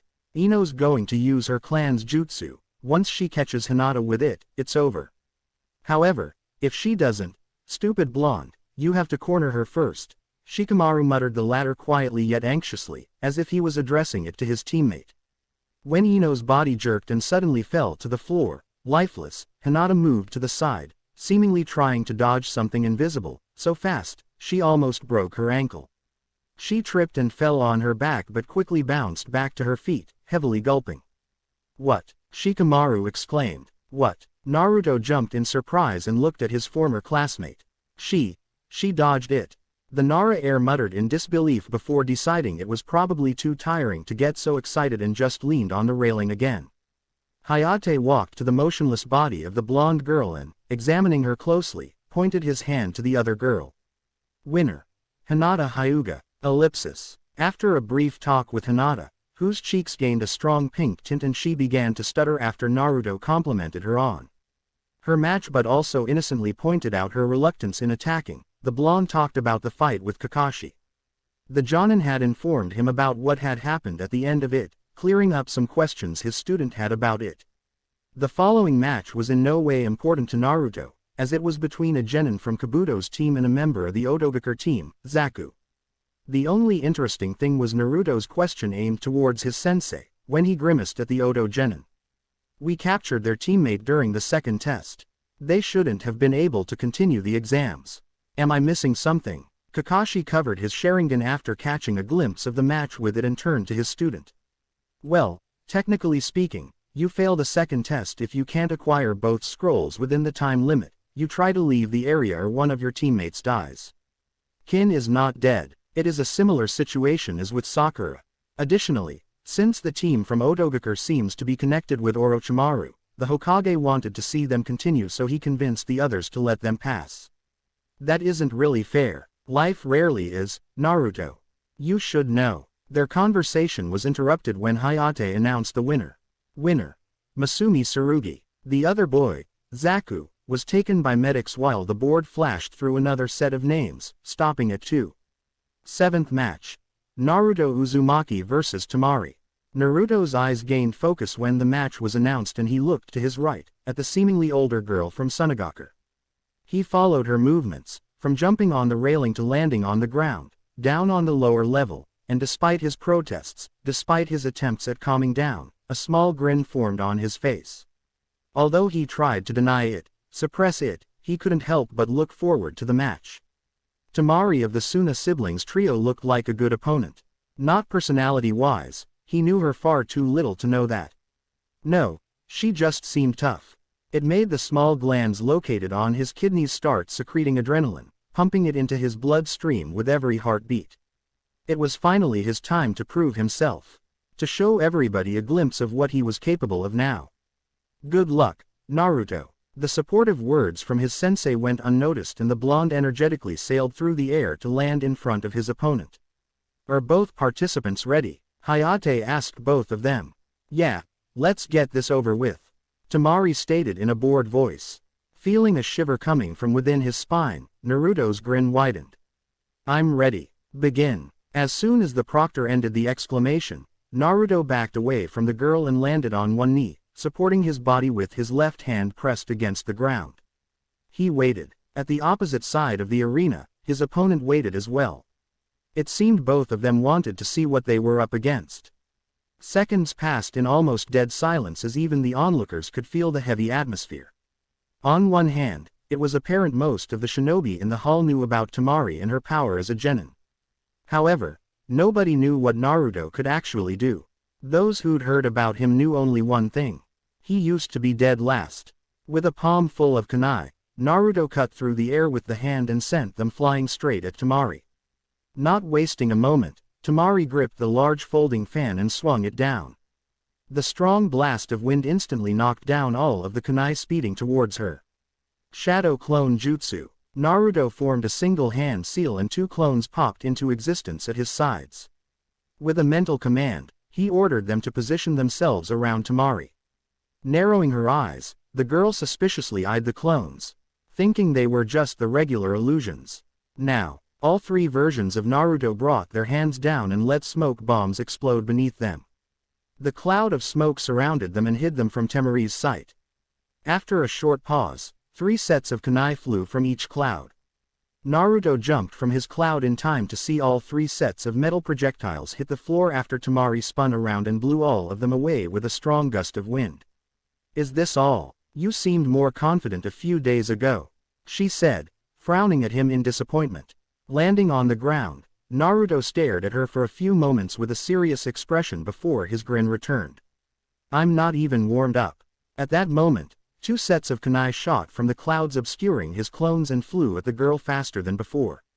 I thought you'd realized it's useless. I can, Temari exclaimed loudly, but she trailed off after the kunai continued to fly at her even after she sent a blast of wind at them. Rolling backwards, she barely avoided the now slower kunai and watched them smash together. She quickly got up, a look of surprise written all over her face, but Naruto was already closing in on her. Cursing quietly, she hastily swung her fan in an attempt at pushing him back, but, in a puff of smoke, he disappeared and only a kunai remained in the air. He reappeared behind her and, being only a few steps away from her, punched the ground. Just when she realized he'd used Kawarimi and turned around to blast him away with a second blast of wind, a barrier made from earth erected itself and hid him from her view. Earth Release. Earth Shore Return Jutsu. Naruto thought and jumped over the barrier at the same time the full brunt of Temari's attack hit it. Only with a large amount of luck and a bit of instinct did the girl manage to raise her fan and protect herself from a brutal punch to the abdomen. The power behind the strike still pushed her a few inches backwards though, and she felt a pain in her palms from trying to hold the fan in the right position. Ignoring it, she strained her muscles and swung the fan again, blasting Naruto away, but he disappeared in a puff of smoke. Hidden in the slowly vanishing cloud of smoke, Naruto rubbed his knuckles after successfully swapping positions with his clone. She's got good reflexes, he mused with a satisfied grin. He then heard his opponent's voice. Okay, you're not that bad. That trick with the kunai surprised me. Time to take it up a notch. Naruto threw another smoke bomb on the ground, ordering his remaining clone to do the same and, along with the clone, jumped in the air. Both of them threw a single kunai at the girl. After they got blown away, the real Naruto smiled. Trick. No, you're just not the only one with a wind element affinity. While Temari narrowed her eyes in dismay, he extended his arms forward. Wind Release. Great breakthrough. He pumped enough chakra into the technique to cause a powerful gust of wind to travel across the hall and towards the wide-eyed Temari. Damn. A curse escaped her lips and she fully opened her fan to reveal 3 purple circles inscribed on it before swinging it down, hard. Sickle Weasel Jutsu. She whispered and manipulated the air currents around her to send a gale of countless invisible blades at Naruto. The technique fought the Great Breakthrough Jutsu for a while, eventually cutting through it and enveloping Naruto within it. When it seemed the match was over, Naruto puffed out of existence and reappeared at Temari's side, running at her from within the smoke screen. His gravity seals deactivated, the blonde crossed the distance in a matter of instants and, even though Temari was able to hear him coming, she couldn't protect herself well. Enough. Naruto cocked back his right fist and then punched it forward. His fist tore through a part of her fan and his knuckles hit the clothing covering the soft abdomen of the shocked girl. As there was nothing absorbing the power of the punch, Temari was blasted backwards, landing a few feet away in a heap. She remained conscious, but a fit of violent coughs prevented her from getting up again. When the fit stopped, a kunai was already pressed against the skin of her neck. "Give up," Naruto said quietly, yet firmly. When she seemingly tried to get up, he pushed the tip of the metallic weapon further and let it dig into her skin, drawing a tiny droplet of blood. I knew you still had that one weird clone, but I never thought you could move so fast. I horribly underestimated you, damn." She grumbled through gritted teeth. A hand tapped Naruto on his shoulder and he heard the voice of the proctor. "It's over," Hayate stated and straightened his back. "Winner. Naruto Uzumaki." Ellipsis. A group of medics checked over Temari's condition and concluded she had suffered some minor internal injuries from Naruto's special punch. Despite her vehement protests, during which she had to grit her teeth from the pain, they put her on a stretcher and prepared to escort her to a room for the injured. Naruto used that short moment of preparation to call out to the girl. "Temari-san." "What? You?" She snapped and raised her head, but the pain quickly forced her to cool off. Naruto grinned in a friendly manner and nodded to her. "Good match." Temari stared at him for a while with an unreadable expression before relaxing and completely lying down.